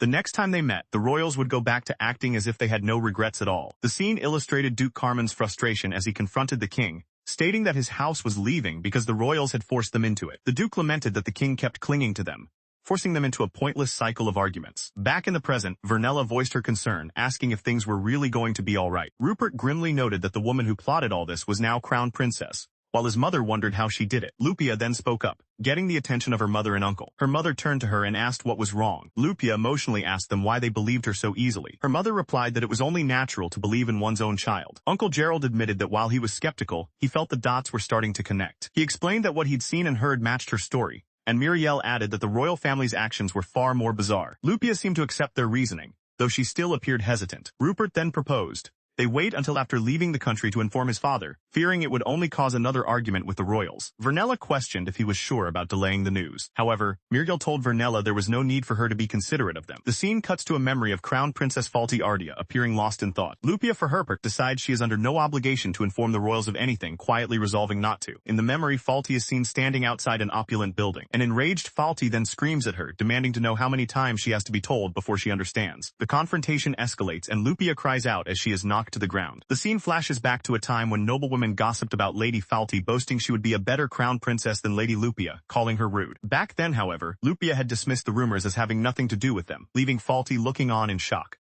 A flashback begins, set a few weeks prior to the main events. Rupert asked his uncle, Gerald, if he was able to speak with her. Gerald confirmed he had, but explained that since she was just recovering from her illness, he couldn't push her too hard. However, Gerald was relieved to see her typical Lupia-like responses during their conversation. Rupert agreed with his uncle's assessment. Gerald then stated that once Lupia's strength had returned, arrangements were made for them to head to the Alcione County. He then asked Rupert, whom he called his reliable brother, if he would handle the escorting. Rupert readily accepted the duty. The scene then shifted to a different conversation where Lupia, after asking if something was all right, immediately decided against it. She declared that she was under no obligation to go out of her way to inform them, which prompted a surprised "oh" from Rupert. Still processing her statement, Rupert could only let out a questioning sound. Speaking to her family, Lupia explained her reasoning, stating that their house has been abandoned by the kingdom after all. She continued that, besides, whatever was happening with that person, whether they had lost their mind or something else, was no longer their concern. With a firm expression, she concluded that it had nothing to do with them. Lupia internally recalled how she was forcefully removed as the fiancée without any formal procedure. She even remembered a strange dream that led her to suspect that Falti had been manipulating her all along. Given their disadvantageous situation and lack of any desire to return to the royal family, she questioned why on earth she should feel the need to warn them that the new crown princess seemed strange. However, she paused, considering another angle. In a conversation with Cassandra, Lupia stated her belief that Falti must face the consequences for the bizarre things she has done, even if only a little. Cassandra agreed, noting that the consequences were already slowly coming around, using the crown princess as an example. She recalled Falti's arrogant declaration that she would become a far more wonderful crown princess than Lupia because her academy grades were higher. Lupia reacted with disbelief, asking if Falti had really said that to Cassandra on their very first meeting, which her former tutor confirmed. Cassandra was appalled that the girl would use such language with her, the Marchioness of Nyholm, as Lupia told Vernella that her suspicions had been correct. Hearing this, Rupert mused that while he didn't know Falti, he was aware she was merely the daughter of a count. He continued to speculate that Falti, having stolen the prince and holding a belief that status doesn't matter, might have gotten the wrong idea about her position. Their uncle, Gerald, apologized, admitting the crown princess's actions made no sense, but Rupert assured him it was all right, as no one could understand them. Lupia, however, was still incensed, questioning how Falti could be so incredibly rude to Professor Cassandra. Their mother, Muriel, simply told her not to worry. Vernella then revealed that Cassandra had since declared she would no longer serve as a tutor to that royal family. Rupert processed this, realizing that the tutor was the first to distance herself from the royal family. Muriel agreed, adding that the crown prince was also behaving strangely, which Rupert confirmed he'd heard heard from his brother. He then recounted how the crown prince had forcefully told his brother to stop, citing it as a royal command. Changing the subject, Rupert offered to have a stationery set prepared for Lady Vernella so she could write her letter soon, an offer she accepted. Vernella then excused herself for a moment,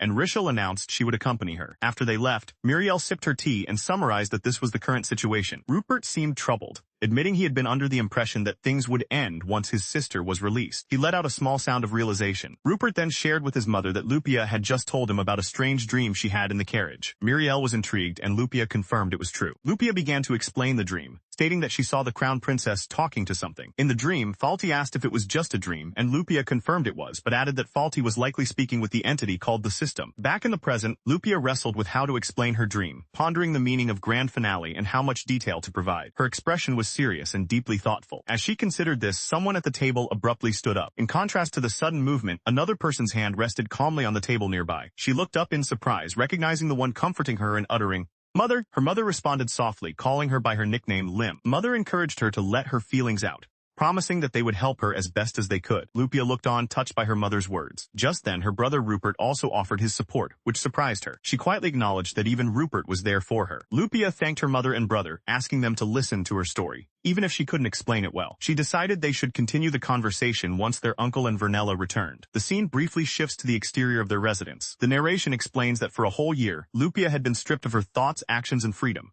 with even her future as crown princess stolen from her. This raised the question of how Falti had managed to seize control over her. Lupia began to explain that it wasn't magic, suggestion, or hypnosis, but an entity called the system. She continued, stating that this system had lent Falti its power, manipulating people to make her the crown princess while ignoring all formal procedures. Finishing her initial summary, Lupia confirmed that this was the common understanding they all now shared. She then moved on, wanting to discuss the dream she had experienced in the carriage. Her expression was serious as she prepared to recount the details. In the dream, she heard Falti questioning why it wasn't a grand finale, and why Lupia wouldn't lend her strength. Falti's desperate voice echoed, repeatedly asking why. Lupia analyzed this, noting Falti's absolute confidence in her own righteousness. While ambition wasn't wrong, she reasoned that achieving it through an unknown entity was a different story. Concluding Falti had finally hit a wall, Lupia continued, explaining that the system had pushed Falti toward a grand finale that ended in failure, causing Falti to make unreasonable demands like turning back time. Hearing this, Rupert's face contorted with anger. He muttered in disgust at how revolting the entire situation was. Lupia confirmed that his assessment was correct. He added that Falti's responses had been strange, and Lupia explained that rather than simple manipulation, the system had suppressed Falti's own thoughts, deeming them a hindrance to her role. She reflected on the terrifying nature of an entity that could seize control of people. Lupia concluded that because Falti had achieved some goal, she herself was deemed no longer useful and was finally released from the system's control. Uncle Gerald found the entire situation sickening, but admitted it was likely how things were. Elsewhere, Falti looked at her reflection, wondering why Lupia was still so obsessed with her, even though she was of no further use. Back with the Carmens, Lupia suspected Falti's continued interest had to do with crown princess training and handling foreign guests. She reasoned that Falti's intention was to make it seem like she had the seal of approval from her supposed former friend by having Lupia act as her tutor. Vernella admitted she didn't understand the grand finale Falti was talking about, wondering if the new crown princess thought she could still recover something. Lupia disagreed, stating that the system had declared there was no choice but to move toward the future. She continued to ponder its nature, questioning whether it was a godlike being or some form of magic. Ultimately, Lupia decided they wouldn't find the answer just by thinking about it there. Vernella then proposed they wait until after they've gone to the Kua kingdom to tell the Duke about the system, to which Lupia agreed. Lupia explained that even more than avoiding chaos, her resolve stemmed from the fact that the royal family had deemed them unnecessary and chose Falti. With a determined look, she declared that they should let the royal family proceed with the person and the future they chose. Rupert scoffed at the idea of a future where a woman who had lost her mind would become queen. Lupia, however, calmly sipped her tea and asked if it wasn't perfectly fine. She added that the royal family was simply reaping what they sowed, having brought it all upon themselves. But she then reconsidered, wondering aloud if perhaps they should go ahead and tell her father now. Rupert immediately shot down the idea, telling his mother that given their father's personality, he would undoubtedly eliminate Falti if he learned the truth. Their mother, Muriel, conceded that he was right. She pictured the Duke's furious reaction upon learning his precious daughter had been manipulated, causing both her and Lupia to shrink back in imagined fear. Lupia voiced her disgust at the thought of being reinstated as crown princess, a potential outcome of a clumsy move that could also drag Falti from her position. Rupert grimly agreed, noting the royal family was more than capable of orchestrating such a thing. Despite this, Lupia's thoughts returned to the entity she called the system. She wondered aloud if she might be able to contact it herself. Alcyone cried out to her sister-in-law in shock, while a panicked Rupert shouted and begged Lupia to calm down. Lupia, however, simply thought to herself that everyone was being overly dramatic. She wanted to ask the system what it hoped to achieve by manipulating people, adding that there was one more thing she needed to know. With a chilling smile, Lupia declared that she wanted to have a word with this system about quite a few things. Watching her, Rupert noted that his sister was seriously angry, though he understood why. Alcyone, meanwhile, affectionately thought of them as a dramatic family.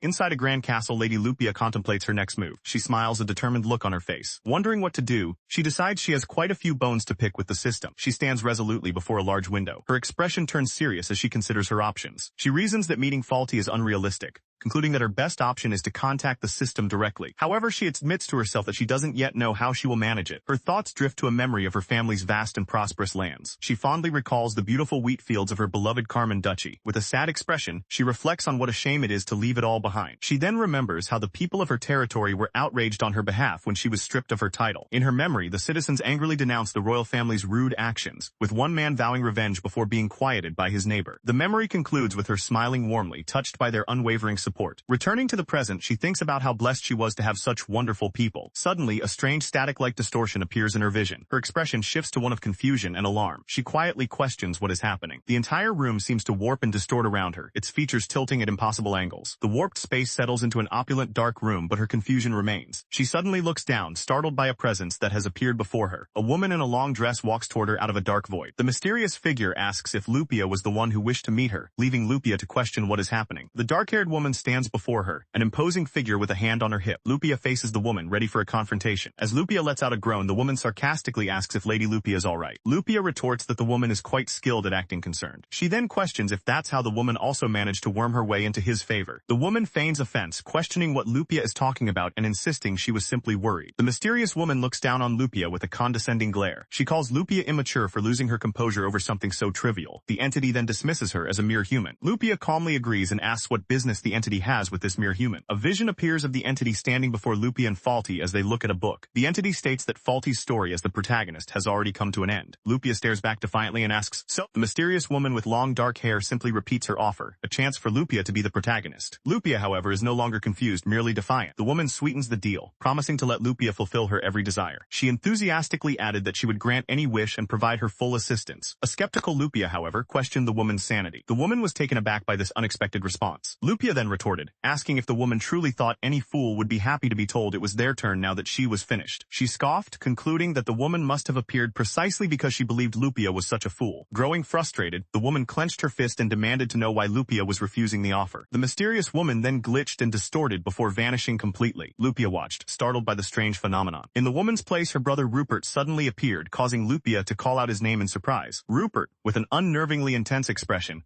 told his sister that he would give her everything she wanted. Lupia was deeply disturbed by his strange demeanor, wondering what this thing in front of her could be. She found his behavior utterly creepy, her mind picturing him as a distorted, smiling shadow. Later, Lupia confronted Rupert directly, asking how condescending he planned to be. He coldly replied that he was above her, and that she was simply in a position to be given things. His face twisting into a menacing grin, Rupert insisted she barely had to lift a finger. If she left everything to him, all her wishes would come true. Rejecting his twisted offer, she instead turns her focus to confronting the system, and a glitching, incomplete figure appears before her. The figure resolves into a perfect copy of Lupia herself, addressing her as dear sister and urging her to become the queen of the Kua kingdom. Her avatar holds out its skirt in a curtsy, its smile unwavering. The avatar continued its taunts, suggesting that becoming queen was Lupia's true desire, and that Crown Prince Liam certainly believed so. It claimed that ever since her position as crown princess was taken away, Lupia had only been acting out to regain his attention. The copy leaned in, asking if it wasn't right. Lupia, unimpressed, flatly denied the accusation. Her simple rejection left the system's avatar momentarily stunned. Lupia then pointed out that neither her friend Vernella nor her brother Rupert would ever speak to her in such a creepy way. She derided the system as a superficial doll, incapable of mimicking a single gesture, and told it not to speak of her wishes as if it knew them. As the avatar began to glitch and distort, Lupia continued to press her verbal assault. The system's voice, now disembodied, simply asked why. In response, a terrifying shadowy figure manifested, shouting that Lupia was the protagonist of the story and that everything would go exactly as she wanted. Lupia calmly retorted that such a notion was nothing more than a delusion. The system then scoffed at the idea that everything was going as it wanted, calling the thought ridiculous. Lupia declared that while she didn't know why Faulty went along with the system's pathetic scheme, she herself had no intention of playing along. The system, now appearing as a shadowy version of Faulty, questioned how Lupia could know that. Suddenly, Faulty's own voice cut in, revealing that for some reason she had been seeing Lupia's conversations with the system in her dreams. Hearing this, Lupia turned to face Faulty, preparing to tell her one more thing. Addressing Vernella, she states that she has no lingering attachment to the future that was snatched away from her. Vernella reacts with clear confusion to this declaration. Lupia then clarifies that her feelings are actually the complete opposite. She looks at Vernella and expresses gratitude for having that future taken away. Lupia continues, speculating that Faulty must be having a terribly hard time, having been enticed from her original path and forced to become queen. She also confesses that she never loved the crown prince to begin with. Vernella then picks up the thread, sarcastically reflecting on the wonderful ending of the game, where the Count's daughter cast aside Lupia, the original fiancé. She mockingly describes it as a perfect fairy tale, a love story where the crown prince supports his new choice. However, she trails off with a but, hinting that this fairy tale has a catch. Continuing her confrontation with the system's avatar, Lupia stated that if it wanted something done, it should do it itself. The entity, appearing as a woman with reddish hair, reacted with a confused, "What?" The scene briefly cut away. Lupia then elaborated that to fulfill one's own desires, one must act on their own. She continued, pointing out that both the system and Faulty rely entirely on others, only to cry out that things aren't as they're supposed to be. The system's avatar conceded that she was right. It then explained that the system cannot fulfill its purpose unless characters take action, and that choosing a protagonist requires that person's consent. Frustrated, the system wondered aloud why its plans weren't working. Lupia countered that something granted by another person is not a true desire. The system defended itself, arguing that it was only offering a little help and questioning what was wrong with taking the easy path. Lupia coolly replied that she supposed that was just how things were for both the system and Faulty. With the conversation over, Lupia told the entity that it was time for it to disappear. The system's avatar began to glitch and fade from existence. As it vanished, however, it told Lupia there was one thing it would thank her for. Taking on Lupia's own form, the system cryptically thanked her for stealing its future away. The avatar's original form let out a final groan of anguish as it disintegrated. The entity vanished in a flash, leaving Lupia standing alone in the room. In a grand ornate hall, a blade flies through the air. She lets out a weary sigh. She now understands what must have enticed Faulty. Faulty recalls being led to believe that she and Lupia were friends. Lupia narrates that to reach the game's ending, she, as the rival fiancé, was an obstacle that had to be manipulated and removed. She continues, explaining that Faulty is now receiving crown princess education to become queen after His Highness becomes king. Lupia looks on, confused about the current matter being discussed. His Highness points out that no one is suggesting he be removed from his position as crown prince. Lupia thinks to herself that Lord Liam should also be criticized for his immature behavior. Elsewhere, Lupia's mother appears deeply distressed. Lupia resolves that once her relocation procedures are finished, she will have to give her final greetings to them. The scene shifts to the grand estate of the Alcyone family. A week after moving to the Alcyone territory, Lupia reads a letter. Rupert asks if the letter is from their mother, and an off-screen voice confirms it is. In the letter, their mother reports that preparations in the Kua kingdom seem to be complete. She also relays that their father has finished his business in the capital, and will be following them soon. Hearing this, Rupert tells his sister that they should depart as well. Just then, a knock sounds at the door. Vernella Alcyone enters, addressing Lupia and Rupert as sister and Rupert, and informs them that the carriage is ready. Lupia thanks her, while Rupert apologizes for involving his fiancée in their family's troubles. Vernella, however, insists there is absolutely nothing for him to apologize for. She explains that her only wish is to be of support to him and his sister. After all, she declared, she had no loyalty to pledge to the royal family that had wronged them. Rupert then recalled the day they returned to the royal capital, wondering if he and Vernella were unaffected by the system, simply because they weren't near his sister. Vernella's unwavering support was a stark contrast to those memories. He remembered overhearing courtiers gossip about how his sister must have seduced the crown prince, questioning the truth of her rigorous education. During that time, Rupert had heard nothing but insults directed at Lupia. As they stood close, one of them took a step forward. Back in the present, Rupert reflected that hearing Vernella's words of concern for his sister made him genuinely happy. He sincerely thanked her, and she warmly replied that he was very welcome. Vernella then explained her plans, stating that she would join him after finishing preparations for the move with her father and brother. Rupert agreed, promising that he would be waiting for her. He chuckled that their separation would only be for a little while, and Vernella added that she would be looking forward to the day they met again. In a tender moment, Rupert leaned in and gently kissed Vernella on the forehead. Completely taken by surprise, a blushing Vernella could only let out a confused, "Huh?" Pulling back, Rupert told her he would see her later, adding that there was something else. Still flustered, Vernella stammered her agreement. Meanwhile, watching from a nearby window, Lupia mused on the sight of her future sister and twin brother. She continued her thought, noting that while it was fine for them to get along so well, there was an unspoken but. Her unspoken but is her lingering anger toward the entity that controlled her, a scene Faulty watches smugly through the system. She fumes at how it dares to cling to her so persistently after moving her around as it pleased. A disembodied voice then warns her not to think she can escape. Lupia simply found the whole situation to be getting annoying. In another scene, Vernella bid farewell to Lupia and her companion, wishing them a safe arrival. From inside her carriage, Lupia thanked Vernella and asked her to tell everyone in the Alcyone territory that her stay was peaceful and perfect for a rest. Vernella enthusiastically agreed, addressing her as sister. With their farewells exchanged, the carriage departed. Watching them leave, Vernella thought to herself that although she didn't have the specially ordered medicine, she was thankful and glad that her ladyship had been pleased with her stay. She then resolved to do a bit more work before packing her own things to leave. Sometime later, having arrived at a grand castle, Lupia sighed, admitting to herself that it was natural to be nervous. Her brother Rupert observed that she seemed her usual self, while she privately reasoned there was no use getting flustered. Just then, their mother Muriel appeared, announcing to Lupia and Rupert that it was time for them to go. Lupia asked if they were heading to the royal palace, and her mother confirmed they were. Muriel then advised them not to be too nervous, but to be careful. Lupia grimly concluded that the high-ranking nobles of this country most likely detested them. She and her brother stand side by side, awaiting their audience. She worries that as exiled nobles from a neighboring country,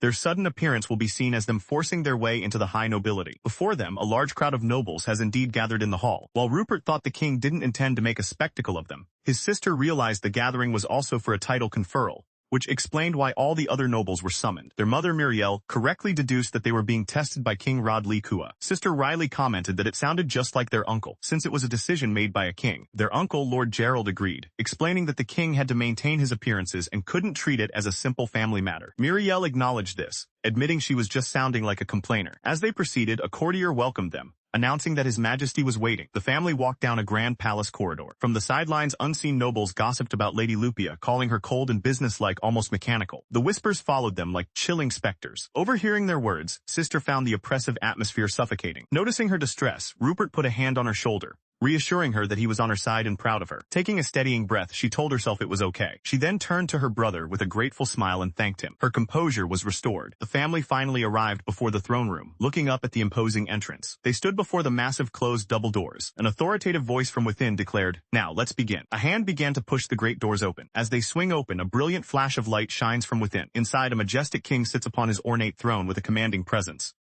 As the Carmon family enters the royal court, Lupia recalls that King Rod is usually a very cheerful person when they meet his relatives. However, as her family walks through the hall, their expressions are somber. Rupert seems distressed by the surrounding whispers, covering his mouth to stifle a reaction. The surrounding nobles whisper judgmentally, calling the family shameless for returning after having abandoned their homeland. Another voice criticizes Lady Muriel for acting with the authority she once had as a princess, wondering if she feels any shame. A powerful voice suddenly cuts through the murmurs, demanding silence. It is King Rod who commands all members of the Carmon house to raise their heads. Lupia looks up at the king with a determined expression. The king gazes back at her, his face unreadable. Suddenly, a man interrupts, raising his hand and addressing the king with due respect. King Rod immediately calls the interruption rude. The man acknowledges his shame for speaking without permission, but declares that he must speak anyway. A noblewoman joins in, questioning if it is proper to welcome damaged goods like the former princess into their country, no matter how much she begs. King Rod's expression darkens as he repeats the term damaged goods. The gossiping continues, with one noble stating that Lupia had her engagement to a neighboring country's crown prince annulled.